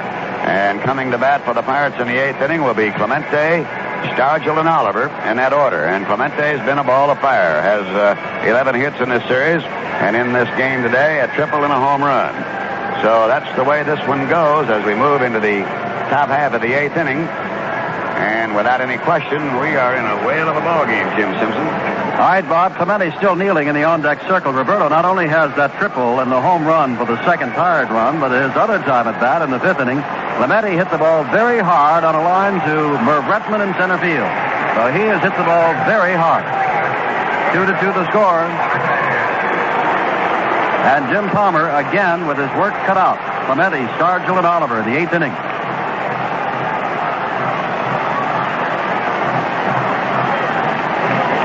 Two-run, 7 hits, and a harmless error for the Pirates. 2-run, 6 hits, no errors for Baltimore.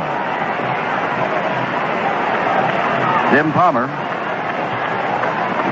who won 20 and lost 9 during the regular season with a 2.68 earned run average, 3rd best in the American League, ready to throw to Clementi.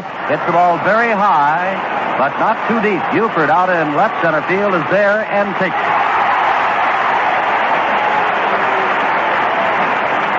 Roberto Clemente jumping on the first pitch, a high pitch, and drove it to left center field. Here is Willie Stargell.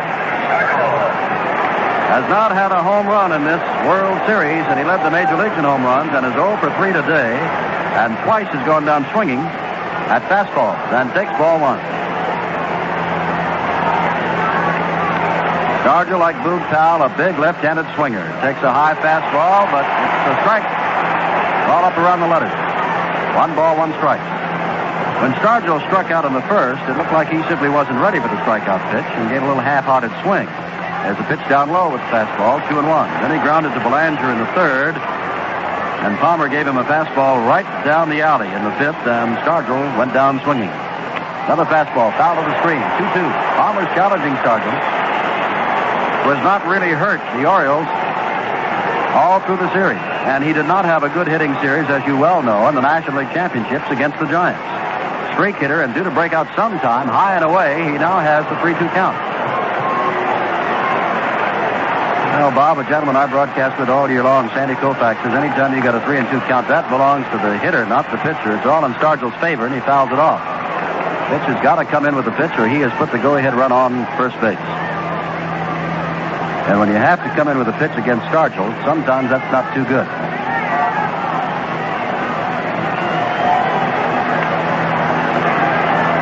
Stargell waits. Palmer ready. Throws, fouled off again to the left and upstairs. There you've got a 20-game winner battling a 48 home run hitter. Both were a breaking pitch drilled out to left field. Buford comes over, back near the warning track, reaches up and has it for the second out.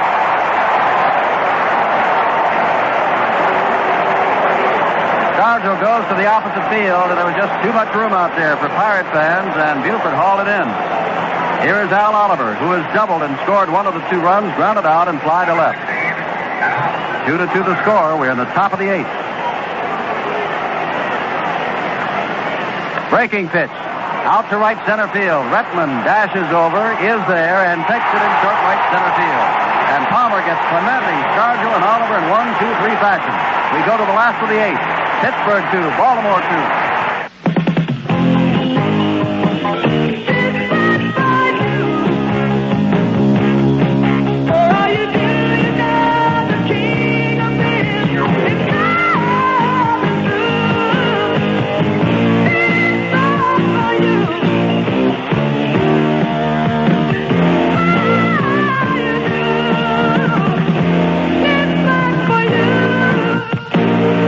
Anheuser-Busch, St. Louis.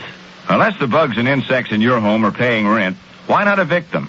Hi, Pat Summerall to remind you that True Value hardware stores offer Decon insecticide sprays designed to eliminate even persistent bug problems.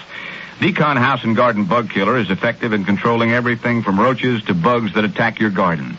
And Decon Flying Insect Killer is a powerful weapon against bugs on the wing. Both Decon sprays have earned the Good Housekeeping seal, and you can get them at participating True Value hardware stores and home centers. With Jim Simpson, Bob Prince from Memorial Stadium in Baltimore, and they've been talking throughout this series about the so-called home court or home park advantage. Certainly it showed to be that. It would seem, anyhow, in the first 2 games, Baltimore won. Then over to Pittsburgh, where the Pirates won. Baltimore is a team that has not lost more than 3 in a row too many times. And they now approach Jim Simpson that time in a ball game where a run here makes it very tough because they still have the last at bat. Frank Robinson, Merv Rettenmund, and Brooks Robinson, the heart of the lineup of the Orioles, faces Dave Justy. Last of the 8th inning of a 2-2 game. Justy, 30 saves during the regular season. Throws his first pitch. It's a strike at the knees. Robinson says that he did not go around. John Kibler says he did. Robinson again stares down to his coach. Well, it was Frank who said around the batting cage yesterday, tomorrow we've got to show the world what kind of team we are. We were picked to be a super team. We've lost 3 in a row. They're in danger of losing the series tomorrow. We've got to pick up the bat and go out there and show the people what kind of team we are. Robinson is 0 for 3 today with a chance to strike a blow for Baltimore in this tie game.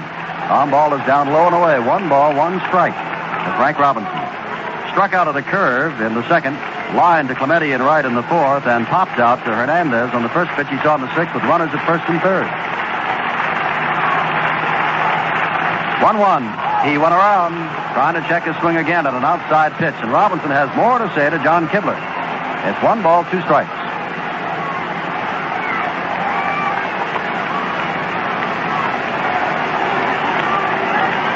Well, the Mets took the Orioles in 5 games 2 years ago. The Orioles took the Reds in 5 games last year. This is game 6, and we may have a 7th. Did not go around this time at a high pitch. It's 2 balls, 2 strikes, and Frank very nearly was unable to check his swing then. 2-2. This is exactly what was predicted. A super World Series.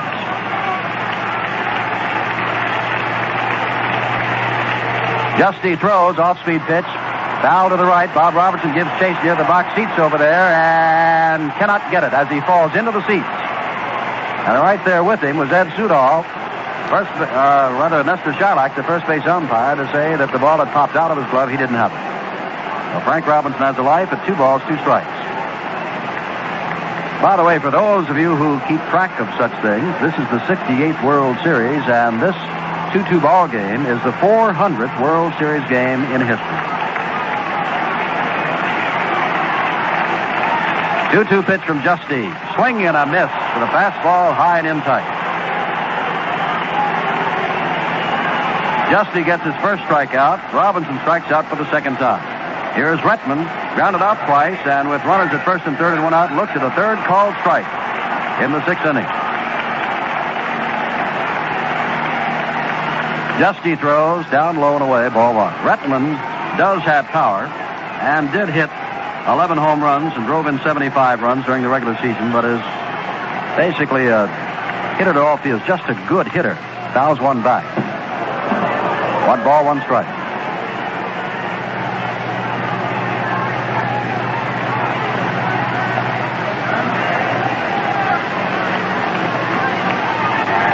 Buford's home run made it 2-1 in the 6th, and then in the 7th, Belanger scored on a Johnson single. There's a strike to Rettenmund. 1 ball, 2 strikes. And the first steal of the series became very important. Belanger stole second base. Buford later walked as he was trying to get him in, and Johnson drove in the tying run. Swing and a miss. And Rettenmund goes down swinging on a palm ball. Well, as Jim Palmer did in the top of the 8th inning, thus far, so is Dave Justy doing in the bottom of the 8th inning. Going right against the best of the Oriole hitting strength, and he has struck out Frank Robinson and Merv Rettenmund.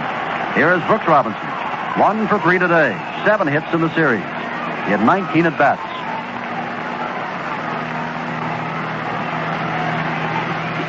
Justy throws, breaking pitch outside. It's ball 1. In the Pirate 9th, it'll be Bob Robertson, Manny Sanguillen, and Jackie Hernandez. Manny Sanguillen and Jackie Hernandez. Back with the pitch. It misses outside. 2-0. And if Justy gets Robinson, 2-2. Here's a 2-0 pitch. Foul to the screen. 2 balls, 1 strike. 2 runs, 7 hits, 1 error for the Pirates here in the 8th inning. 2 runs, 6 hits, no errors for the Orioles. And the count is 2-1 to Brooks Robinson. Justy's ready and throws. It just misses, and Justy didn't think so. It is 3-1. On 3-1 with 2 out and the base is empty, Brooks Robinson doesn't even bother to look down at his third base coach. He's just waiting to see Justy come in with this, and he did go around, strike 2. Kind of a half-hearted swing by Brooks. Started to swing, started to check, but went through, and it's 3 balls, 2 strikes. Ground ball toward Cash at second base, off his glove, comes down with it, throws on to first base, and he's got him. The ball ran right up Cash's arm off his glove, and he picked it out of midair, took it out of his glove, and Brooks Robinson, who is not fast, was thrown out at first base. No runs, hits, or errors. We've gone 8 full innings. And the Pirates 2, the Orioles 2. Game 6 of the 1971 World Series continues after this. Do you remember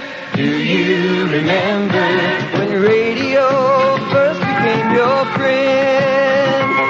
Hi, this is Bob Conn. Collins, hoping you'll join me weekday afternoons from 2 to 4, evenings 7 to 9, and on Sunday mornings starting at 10. We'll play all of your favorite music, from the Carpenters to Barbra Streisand to John Denver's You Done Stomped on My Heart and You Mashed That Sucker Flat. Yes, friends!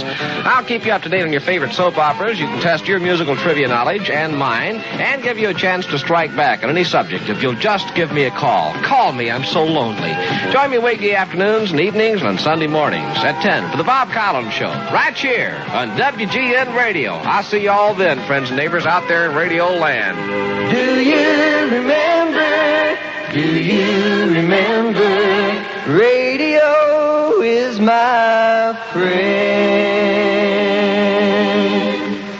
11 years ago, Bob Prince, up in Pittsburgh, you started down and you did not see the Mazeroski home run in the 7th game. You must go to the Pirate dressing room now, just in case, and I'm sure you had some thoughts as you turn your back for the moment, at least on the ball game. Well, I certainly do. One thing I learned, I'll listen to you very carefully down there and find out what's going on, because I don't want to miss the hero of the hour in the event Pittsburgh is to win it. All right, Bob, here's Bob Robertson to lead off the 9th inning. Robertson, of course, has 2 home runs in this World Series. Jim Palmer's gone all the way, is ready back with a fastball, and Robertson swings and misses. It is strike one. We are in a 2-2 ball game, and it's very simple. Pirates win it, the World Series is over. Orioles win it, there's a 7th game tomorrow. 44,174 looking on. Palmer throws the ball in the dirt, outside.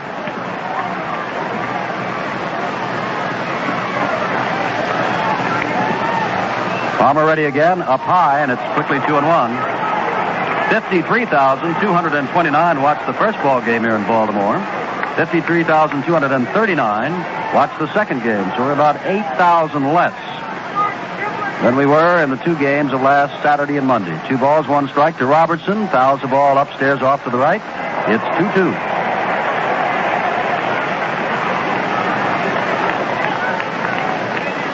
A cloudy, rather humid day, although it is said that there's only a 10% chance of rain today or tomorrow. Matter of fact, as we came to the stadium today, listening to the Baltimore radio stations, they were giving the weather for today's and tomorrow's 7th game, predicting an Oriole win. Big curve just misses inside. Hendricks kicks his foot. Palmer goes down almost to his hands and knees, and now stands up and looks in at John Kibler. Breaking pitch inside. Robertson taking all the way, and it's 3 balls, 2 strikes.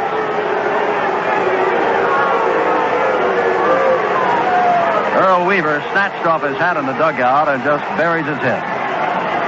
And you know how he will feel if Robertson gets out of this one safely. They thought they had him.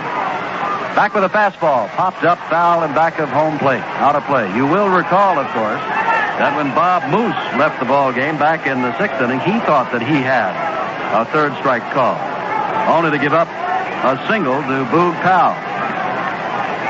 And as he left, he was saying something to John Kibler. Still 3 balls, 2 strikes. Palmer ready. Throws a fastball and strikes him out. 4th strikeout for Palmer. Pete Rickard and Ed Watt are warming in the bullpen for Baltimore. Rickard, the left-hander, former Dodger, and Ed Watt, the right-hander. 2-2 the score. Manny Sanguillen, who is 2 for 3 today. The Pirate catcher. At bat.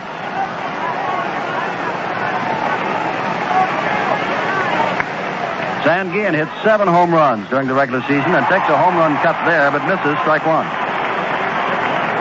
The Pirates love to see Sanguillen hit home runs, not only because it scores a run, but they love to see him trot the bases. They call him Turkey. He's got quite a trot. Outside with the pitch is Palmer. 1 ball, 1 strike. He almost runs like a pacer. Or is it a trotter? 1-1 pitch, and swing and a miss to the fastball. 1 ball, 2 strikes. Palmer was in a lot of trouble. Earl Weaver let him stay in the bat for himself and let him stay in when the Pirates were causing big noises in the early innings. And now Palmer's battling to send the Orioles to the 7th game. Big curve, misses inside, and it's 2-2.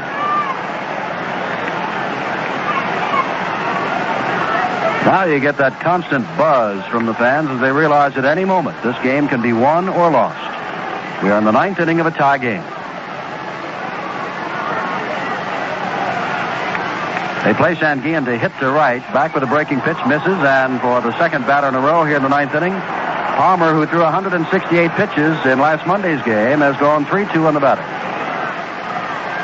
Sanguillen doesn't walk, remember. He's up there to swing, and swings and bounces the ball on 2 hops to Belanger and over his head. Takes a bad hop, and Sanguillen goes all around. He's going to try for second. The throw to second base. He is out.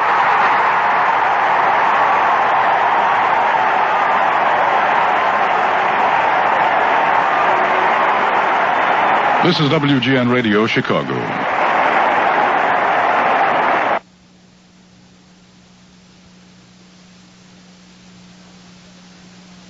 Oh, instead of Sanguillen on at first with a single, or down at second with a double. There are 2 out, nobody on. Hendricks comes back, and Hernandez comes up. Number 2, Jackie Hernandez. Sanguillen 3 for 4, but is erased on the perfect throw from Don Buford. 2 out on the top of the 9th. Palmer ready and throws a fastball. Hernandez swings and misses, strike 1.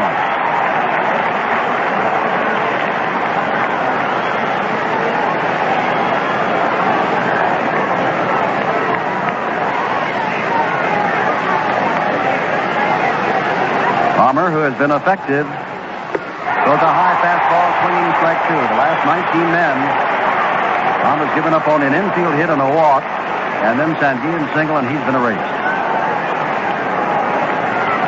And he's out in front of Hernandez 0-2 with a couple of high fastballs that Hernandez has gone after and missed. Jackie is 0 for 3 this afternoon. Came into the World Series game hitting .364 in the series. Called out on strike.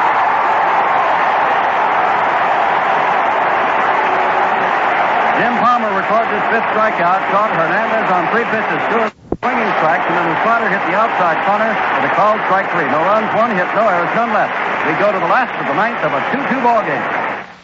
Now listen, but listen quick, because it comes and goes just like that. The Pennzoil Chaparral, driven by national champion Johnny Rutherford. Here it comes again, all bright and brilliant in its traditional Pennzoil yellow color. That's a $40,000 engine that just roared by, turning out 9,500 torturous RPM. Does it mile after hard-running mile, race after race after race. The Pennzoil Chaparral. It has Pennzoil written on it and Pennzoil in it. Protection for a winner. Pennzoil Motor Oil. Protection for cars like the Chaparral and cars like yours. Ask for it. America has asked for Pennzoil since America learned to drive. Pennzoil, we ask for motor oil. Pennzoil. Well, with Bob Prince right now in the Pirate dressing room, this is one of the voices of the Orioles, Bill O'Donnell, who, along with Jim Simpson, was hosting you in games 3, 4, and 5 of the World Series in Pittsburgh. Now we've got a 2-2 game 6 tie. Going to the bottom of the 9th inning, the Pirates have been pitching Moose, Johnson, and Justy. Justy since the bottom of the 7th inning when Baltimore tied it up. Now we go to the Oriole ninth and to Jim Simpson. All right, Bill Ellie Hendricks 0 for 3, but with that strong home run power, big left-handed batter with a very heavy bat. Facing Dave Justy, owner of that fine pound ball, throws a breaking pitch outside ball 1. The last extra inning game in the World Series was back in 1969 when the Mets beat the Orioles in 10 innings at New York in the 4th game. 1-ball pitch, another breaking pitch, and this is a strike. Drops over against Hendricks. Pirates 2, Baltimore 2. During the season, out of 14 extra inning games, Baltimore won 7. During the season, out of 12 extra inning games, Pittsburgh won 6. Justy throws breaking pitch, ground ball, which is fouled at first base, gloved by Bob Robertson. Back of the line and keeps the ball in play. We're in the last of the 9th. Pittsburgh had a 2-0 lead. Oliver led off with a double in the 2nd, was singled home by Bob Robertson. There's a home run by Clementi in the 3rd. And then for Baltimore, they got one of their runs on a Buford home run in the 6th. And Johnson drove in Belanger, who had singled and stolen 2nd in the 7th. It's 2-2. 1 ball, 2 strikes to Hendricks way outside. It is 2-2. Dobson continues to throw. The right-hander who started Wednesday night's game in Pittsburgh. The Baltimore bullpen. No team has ever lost the first 2 and come back to sweep the next 4, and that's what the Pirates are trying to do this afternoon. The Orioles have other ideas. 2-2 in under the hands. He went around swinging, and Hendricks is very despondent and upset at himself for striking out. On a bad pitch. Third strikeout for Justy, and it is the 7th in the ball game for the Pirate pitching staff. And Justy has now struck out 3 of the last 4 men that he's faced. Here is Mark Belanger, who singled to right, a ground ball to the right in the 7th inning.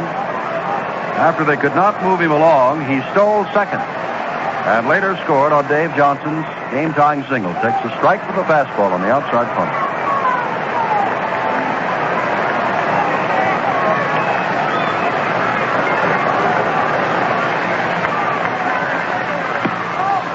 Bomb ball down low, 1 ball, 1 strike. On deck is Jim Palmer. Palmer, who threw those 168 pitches last Monday, in danger unless the Orioles score here of going an extra inning game today. Fouled off to the right by Belanger.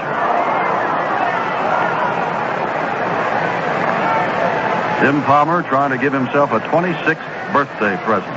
He was 26 yesterday. Matter of fact, the Pirates starter, Bob Moose, was 24 last Saturday. 1 ball, 2 strikes. Here's the pitch, and it just misses. And Ian crouches there holding on to the ball as if to say, Mr. Kibler, I think it's over. Both the Orioles and the Pirates have been questioning the calls of John Kibler. 2 balls, 2 strikes. Justy working rapidly. Belanger does not go around, checks his swing on a pitch on the outside corner, and it is 3-2. And now Justy yells something in to John Kibler. Danny Murtaugh is up. Dan seldom gets up, but he is up, hands on his hips, walking around in the bullpen, or rather in the dugout. Upset with the call. 3-2, popped up, foul out of play behind home plate. You'll recall in the top of this inning, and back in the 8th, Earl Weaver was up, hat off, in the dugout. Upset at the calls of the umpires. 1 out in the 9th of a tie game, 6th game of the World Series. Justy, the right-hander, throws foul to the screen, and Belanger just did get a tip of that ball. 2 runs, 8 hits, 1 error for the Pirates. 1 error was not costly. 2 runs, 6 hits, no errors for Baltimore. Each team has a home run. Buford and Clementi. 3-2 pitch. In under the hands, ball 4. Sanguillen thought he had that one.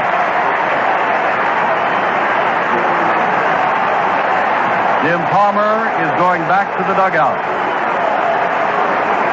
Palmer, who has thrown all those pitches, has been called on to move the man across, was successful with a sacrifice bunt in the 3rd, but was called out looking at a strike in the 7th. Tom Chopay, 0 for 3 in the series. Little fellow that does not hit for power, but makes a lot of contact and has a lot of speed, which would mean, of course, with Belanger's good speed and Chopay's excellent speed, that the Orioles have a chance to stay out of the double play. But Chopay is up there to move the man along and give Don Buford, who has homered and singled and walked in this game, a chance to drive in the winning run.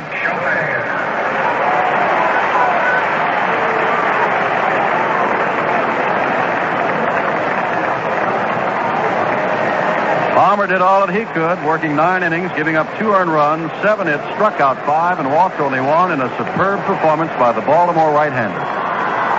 Now it will be up to someone else.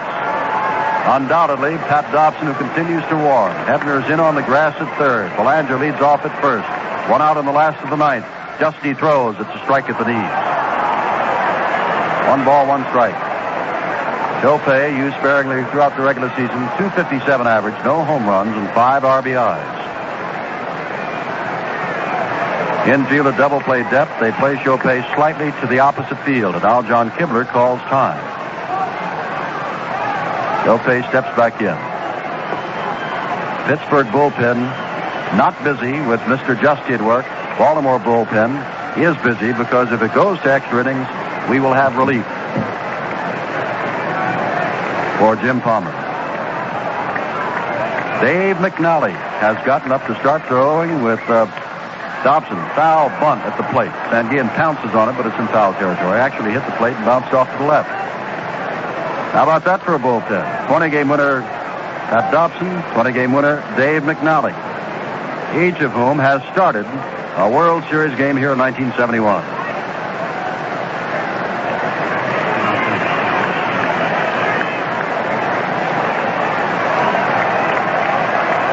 Justy looks, throws outside. It is 1 ball, 2 strikes to Chopin. Stargell in left is very shallow. Oliver in center. Clementi over in right. Clementi has been playing a shallow right field, even against bigger hitters here. 1-2 the count, and it's low. Ball 2.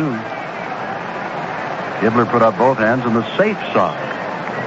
As the ball actually went off the bat of Chopin, he did not swing, and Sanguillen did not hold on to it. Ball has popped up.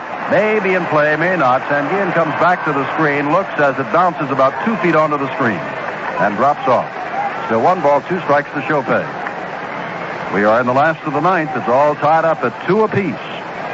And the winning run, Mark Belanger, stands down at first base with 1 out, and Chopin with a count of 1 ball, 2 strikes.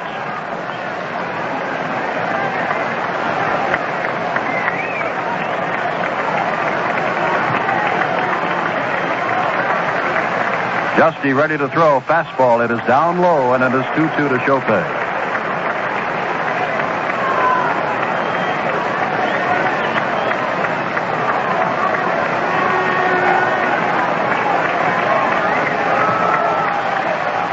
Ball is hit to center field. Oliver has to go back on it as he was playing in shallow, but is back in plenty of time as the ball was hit high, and now they're 2 out as Belanger, who's down at second base, comes back to first.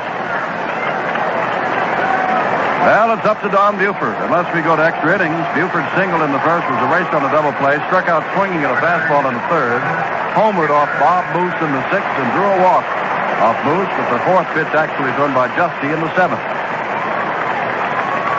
A swing around to the right for this switch hitter, who has shown us fine power in this series with 2 home runs in this park into the right field seats. Justy keeping Belanger. Remember what happened back in the 7th inning. Palmer tried to bunt Belanger over. Was unsuccessful, and Mark stole another check at first. And that set up the Davey Johnson bloop single to left field that drove him in with a tying run. Justy doesn't want that winning run to go down to second base. Belanger takes the lead off at first. Justy throws. It is low. Gets away from Sanguillen, but he reaches back and snatches the ball up quickly. 1 ball.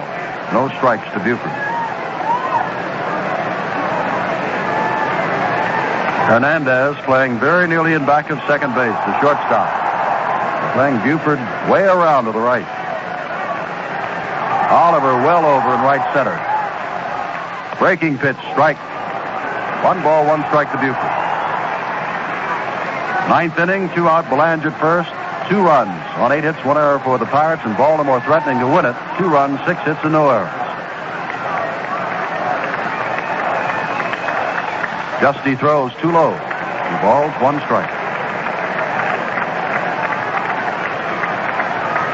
Well, there are 8,000 empty seats, and the 8,000 who decided not to come are probably missing one of the best ball games of the 71 series. They're all tied and could go to extra innings.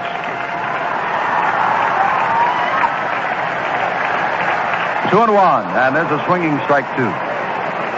Justy took something off that pitch, and Buford was way out in front.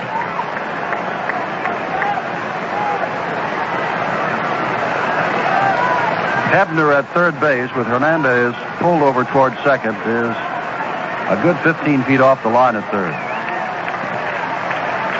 Back again, drive down the line. It is a fair ball.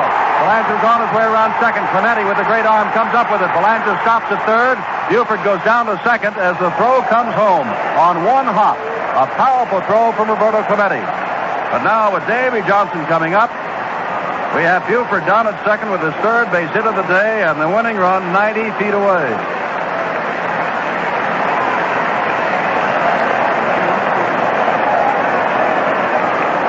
Johnson today grounded into a double play, back to the pitcher, reached on Hebner's error at third, and singled in the tying run, and now the second baseman has a chance. to become a real hero by driving in the winning run. Buford down at second. First base is open, but Boog Powell is the next batter. 2 are out.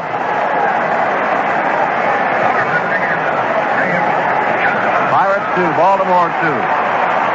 Belanger makes it home from third base. We go to the 7th game of the World Series tomorrow afternoon. 2 o'clock Eastern time it will start. Now Justy signals to Sanguillen he'd like to talk things over.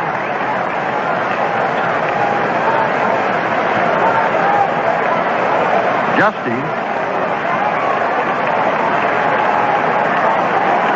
was the man that gave up the base hit to Johnson last time up on a 2-2 pitch. Ready to throw. Fastball, it's fouled back near us. Strike 1 to Johnson.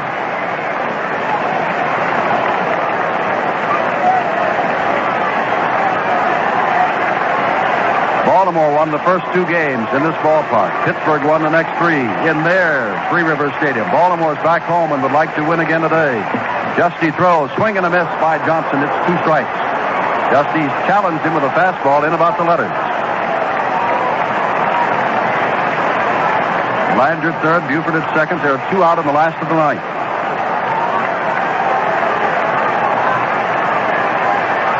Justy throws, ground ball toward the shortstop. Hernandez, it goes off his shoulder, now throws to first.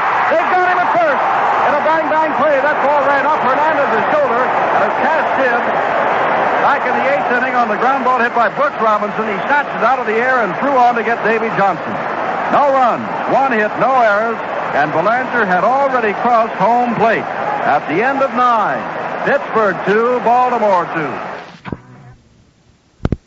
For the first time in this 6th game of the World Series, Baltimore goes to its bullpen as we move to the top of the 10th inning. And the 4th game Orioles starter, Pat Dobson, comes in the bullpen to replace right-handed starter Jim Palmer. Only once this year did Dobson appear in relief, and that was his last appearance of the season when he threw 2 innings of relief in a final game victory for Dave McNally over the Red Sox. Palmer, the starter, is now no longer involved in the decision. He goes the first 9 innings, gives up 2 runs, 8 hits, strikes out 5, and he walks 1. 2 runs, 8 hits for the Pirates. 2 runs, 7 hits for the Orioles. Dave McNally continues to warm in the Baltimore bullpen. Here's Jim now on the top of the 10th. Thanks, Bill. Vic Davalillo will bat for Justy. Davalillo has been up twice in this series, has a pinch hitter both times, and has 1 for 2. Justy worked 2 1/3 innings, gave up 2 hits, struck out 3. 1 walk. Dobson's first pitch low and away to Davalillo. Jim Palmer did a superb job for the Orioles, and of course Justy did a great job to get out of that 9th inning struggle. Here's the ball, 1 pitch, line drive right to Johnson at second base. Davey went down to his knees to capture that line drive. And here's Cash.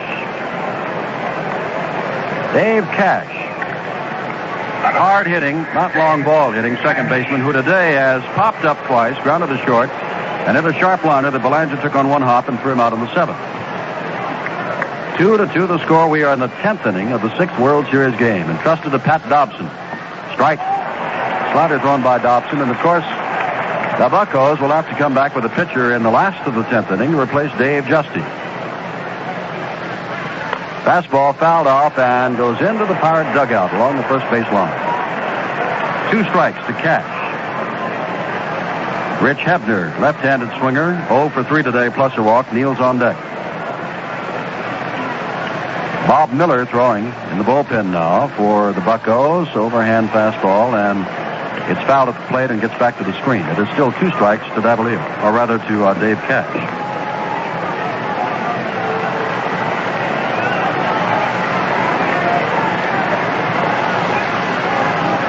Dobson ready to throw. The ball is lined on a base hit to right field. Cash takes the wide turn, watches Frank Robinson throw into the cutoff man Davey Johnson. And now the go-ahead run is on for the Pirates as Cash gets his first hit today. And here comes Rich Hebner. Hebner fly to center, popped out, walked, and grounded to short. Hebner does have that power that produced for him 17 home runs. during the regular season. That dramatic home run in one of the championship playoff games and a home run here in the series. Strike at the knees, breaking pitch. Dobson, when he started that game Wednesday night up in Pittsburgh, the first night game in the World Series history, did have great stuff, but could not make the good pitches, couldn't get them over. He had not pitched in about 3 weeks. Strike one pitch, throws him a breaking pitch, fouled at the plate, and rolls over towards Clementi in the on-deck circle. One out in the 10th, Cash at first. 2-2 the score.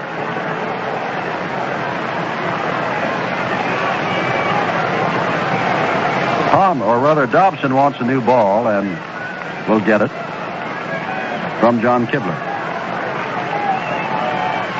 Frank Robinson rather deep in right field. They're pulling Hebner around to the right. He is a pull hitter. Youngster from Massachusetts. Could have been a great hockey player. Decided on baseball. Check over at Cash at first base. Dave Cash has fine speed.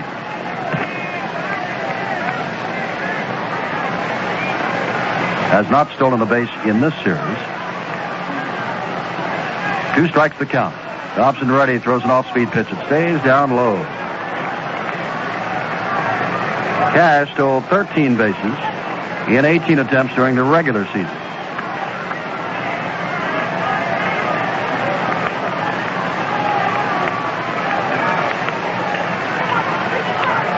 Dobson, the right-hander. Ready to throw. There goes the runner. Swing and a miss. Hendricks throw down to second base, and in safely is Cash with the stolen base. As Hebner strikes out, swinging to protect the runner, who was obviously on the way to steal second base, and now Cash is slow in getting up.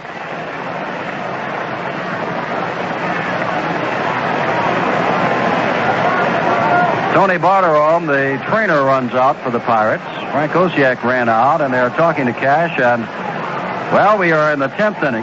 Cash is down at second base, still being ministered to. And the point is, with 2 out, here is Roberto Clemente. Came in hitting at .429, has hit a triple and a home run, has lined to center and fly to left. That's the Pirates' 5th steal of the series. And they have done to the Orioles what the Orioles did to them when Belanger pulled off their first steal and scored the tying run in this 2-2 game. Well, here's Clementi.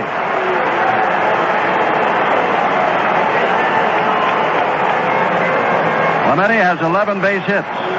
Has hit safely now in 13 World Series, and they're going to take the bat right out of his hands. They're going to walk him. McNally continues to throw. There is ball 2 to Clementi. And you wonder, will McNally come in to pitch to Stargell, or will they allow Dobson to stay in to pitch to the fella who led the major leagues in home runs? Ball 3 now to Roberto Clemente. There's ball 4. We have runners now at first and second. And here comes Earl Weaver, and I think in a moment we'll say here comes Dave McNally. Weaver trudging out to the mound. Stargell on deck. Willie today has struck out swinging twice, grounded out, and last time up, line to left field. Weaver talking to Dobson.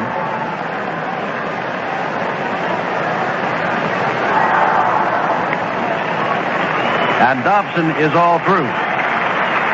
McNally will be coming on. Stargell against McNally in the first game struck out at a fastball in the first inning, walked, grounded out, and struck out again in the 8th. Well, he was 0 for 3 and struck out 2 of those times. McNally, when he faced Stargell in the 5th game of the World Series, Stargell grounded out and fly to left. So McNally, who is coming in to pitch to Stargell, has allowed him a base on balls, and that is all. And here's Bill. Jim, I've got to think that with all the records they keep of the World Series since it began, we may well have a first here this afternoon. Baltimore, which had 4 20-game winners, and the first ball club to have it since the White Sox back in the 20s. This afternoon's ball game, now we've had 3 20-game winners appear. Jim Palmer, the starter, who won 20. Pat Dobson, who also won 20 in his last start of 1971, and Dave McNally, who won 21 games during 1971. They have now all appeared in this 6th game of the World Series. Now, McNally pitched in Game 5. He pitched only 4 innings. He gave up 4 runs to the Pirates, all 4 of them, along with 7 base hits. He was roughed up for 7 of the 9 Pirate base hits as he and the Orioles were defeated by Nelson Briles to the tune of 4-0. So Dobson, in a sense, came in on the spot in a 2-2 tie. He got Davalillo, the leadoff man, as the pinch hitter for Justy, lining out. Then Cash delivered a base hit, and as Hebner fanned, Cash stole second base. And from the standpoint of doing the right thing, that's exactly what Earl Weaver did with the tie-breaking run at second base, namely Dave Cash. He gave Clementi, who had tripled and homered in this ball game, he gave Clementi first base, yanked Dobson, brings on 21-game winner McNally for his 3rd pitching appearance in this series, and naturally his first as a reliever. So you've got the crafty McNally against the power of Stargell plus Jim Simpson. All right, Bill, Stargell is 0 for 4 today. Led the major leagues in home runs, up there swinging that bat. Now waits for the first McNally pitch. Throws way outside and away from Stargell. Ball 1. Down at second after a single and a stolen base, Dave Cash. On with the intentional walk is Roberto Clemente. Stargell did not hit in those championship games against the Giants. Has not been a big hitter in the World Series. If he is to be off the hook and to do very well, there's a big swing and a miss. This would be Willie's spot. But McNally simply blew that fastball right by him. Rickard and Watt, who've been up and throwing before, are up and throwing again. In this series, McNally's pitched 13 innings, earned run average of 2.08. 1 ball, 1 strike to Stargell, low and away again. Hendricks down to his knees to dig it out. 2 out, 10th inning, 2-2 the score. Pirates have a great shot here with a .295 hitter during the regular season with those 125 RBIs and 48 home runs. But he's facing a 20-game winner who is a left-hander pitching to the left-hander Stargell. McNally ready. It's high with the fastball, and it's 3-1.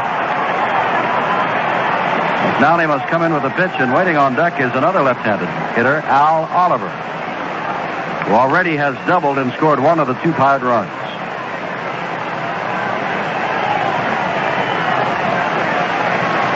Clementi way off at first base. They're not holding against him with the left-handed Stargell up there. Here's the 3-1 pitch, way outside and low. Ball 4. Stargell walks. The bases are loaded with 2 out, and here comes Al Oliver. That's the 3rd walk given up by the Baltimore staff. Palmer gave up 1 in his 9 innings. Dobson walked Clementi intensely, and now Stargell draws the walk. Here's Al Oliver.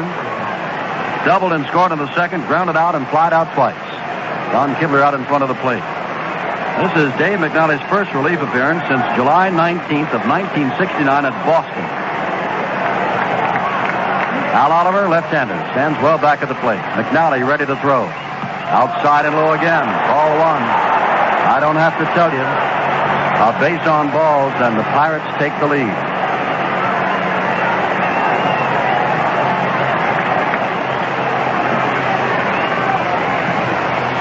McNally ready. Oliver waits. It's strike at the knees, catching the outside corner. Cash is at 3rd. Clementi at 2nd. Stargell at 1st. Almost sounds like an all-star lineup, doesn't it, for the National League? 1 ball, 1 strike. Oliver waits. Down he throws, ground ball, and it is foul down the first base line. Oliver topped that ball, and it's 1 ball, 2 strikes. McNally was behind the Stargell 3-1 and walked him. Now he is ahead of Oliver 1-2. 2 runs, 9 hits, 1 error for the Pirates. 2 runs, 7 hits, no errors for the Orioles in the top of the 10th.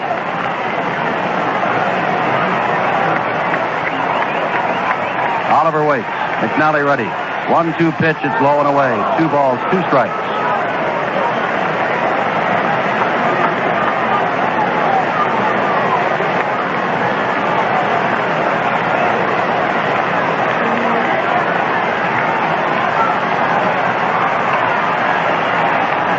McNally looks over at 3rd base. Ready? Here's the 2-2 pitch. The ball is hit to center field. Back goes Rettenmund. still back near the warning track, backing on the ball, and takes it for the third out. No runs, one hit, no errors, and the bases are left loaded. The Pirates in this series have now left 59 men on base. We go to the last of the 10th of a 2-2 ball game. This is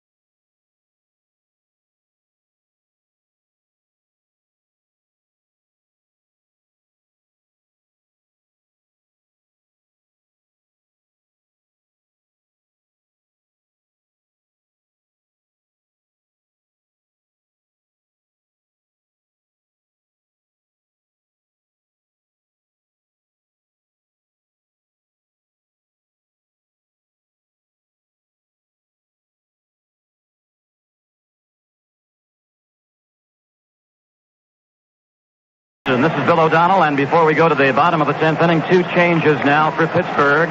Their new pitcher, right-handed reliever Bob Miller, follows Bob Moose, Bob Johnson, Dave Justy, and also a new center fielder, Davalillo, Vic Davalillo, who batted in the top of the 10th inning. Davalillo remains in the ball game. Davalillo plays center for Oliver. That means that the pitcher, Miller, will be batting in Oliver's spot 5th in the order. Miller's 3rd appearance in this World Series. He appeared in games 1 and 2.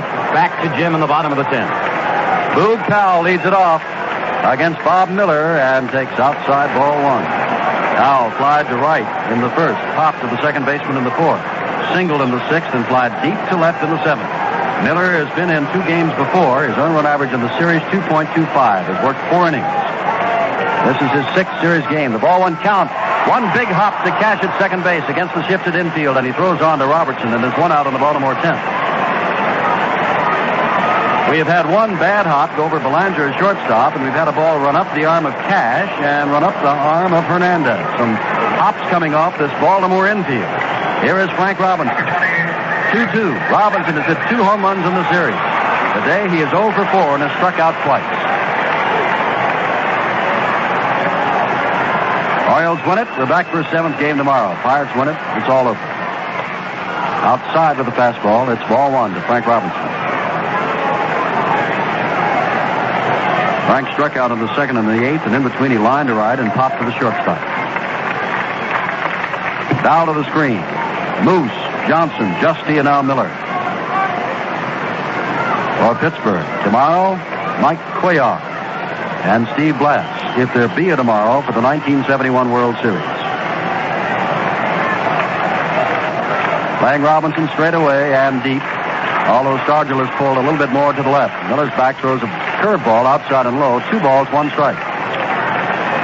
Miller, during the regular season with the Pirates, had an earned run average of 1.29. His overall season, 8-5 and a 1.64 earned run average. 2-1. Fastball is up high. It is 3-1. Bob has been around for a dozen years in the major leagues and says the biggest thing he's got going for him now is experience. But right now, he is down 3-1 to Frank Robinson, and Rettenmund is on deck.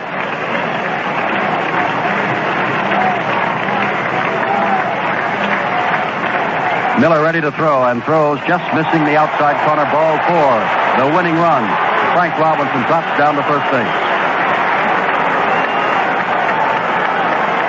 And here is Merv Rettenmund. Nobody throwing out on the Bucco bullpen at this moment, nor is there anyone throwing in the Oriole bullpen. 2-2 the score, last of the 10th. Wherever you're listening around the world or around the United States, we welcome you to this 6th game of the World Series, and we've got one, haven't we? The dandy. Rettenmund waits, right-hander, bouncing ball up the middle. Cash comes over, can't get by, goes on by, and Robinson goes to third base. Here's a throw to third base. He is safe at third. Runners at the corner with 1 out.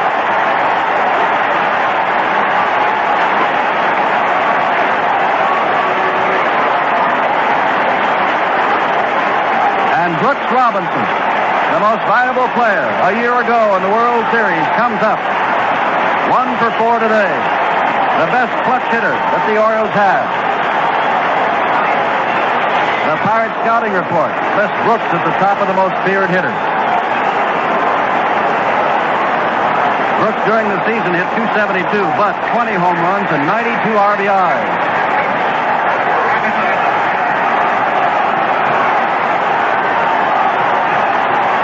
And Brooks can send the Orioles and Pirates to the 7th game of the World Series. A fly ball can do it.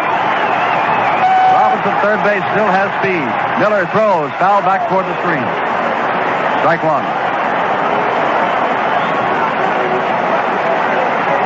Well, the Orioles had runners at first and third with 2 out in the 9th inning and couldn't get them home. Now they've got runners at the corners with 1 out.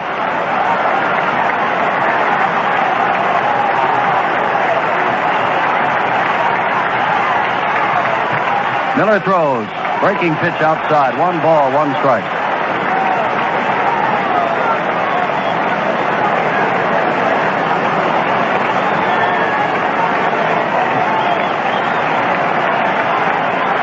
Baltimore fans, almost to a person, on the edge of their seats. Fastball in on him, and he swings and misses. 1 ball, 2 strikes.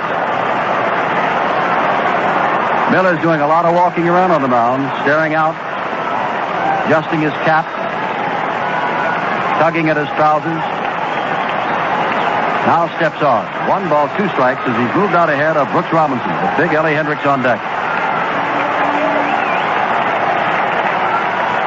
High ball game, last at 10th. There goes a runner, and Brooks fouls it away to the right. Rettenmund was on his way to second.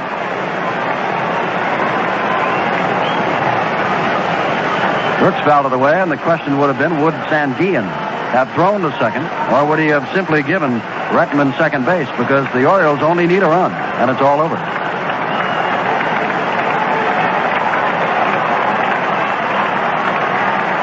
One ball, 2 strikes. Rettenmund not going. Ball is hit out to center field.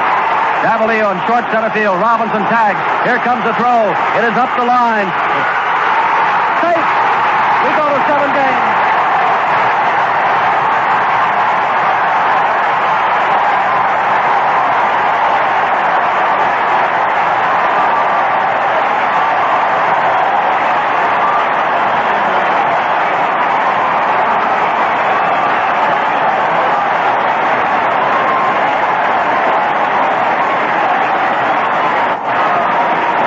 Robinson hit a line drive to short center field. Davellio was playing him there because a deep fly would have scored him easily.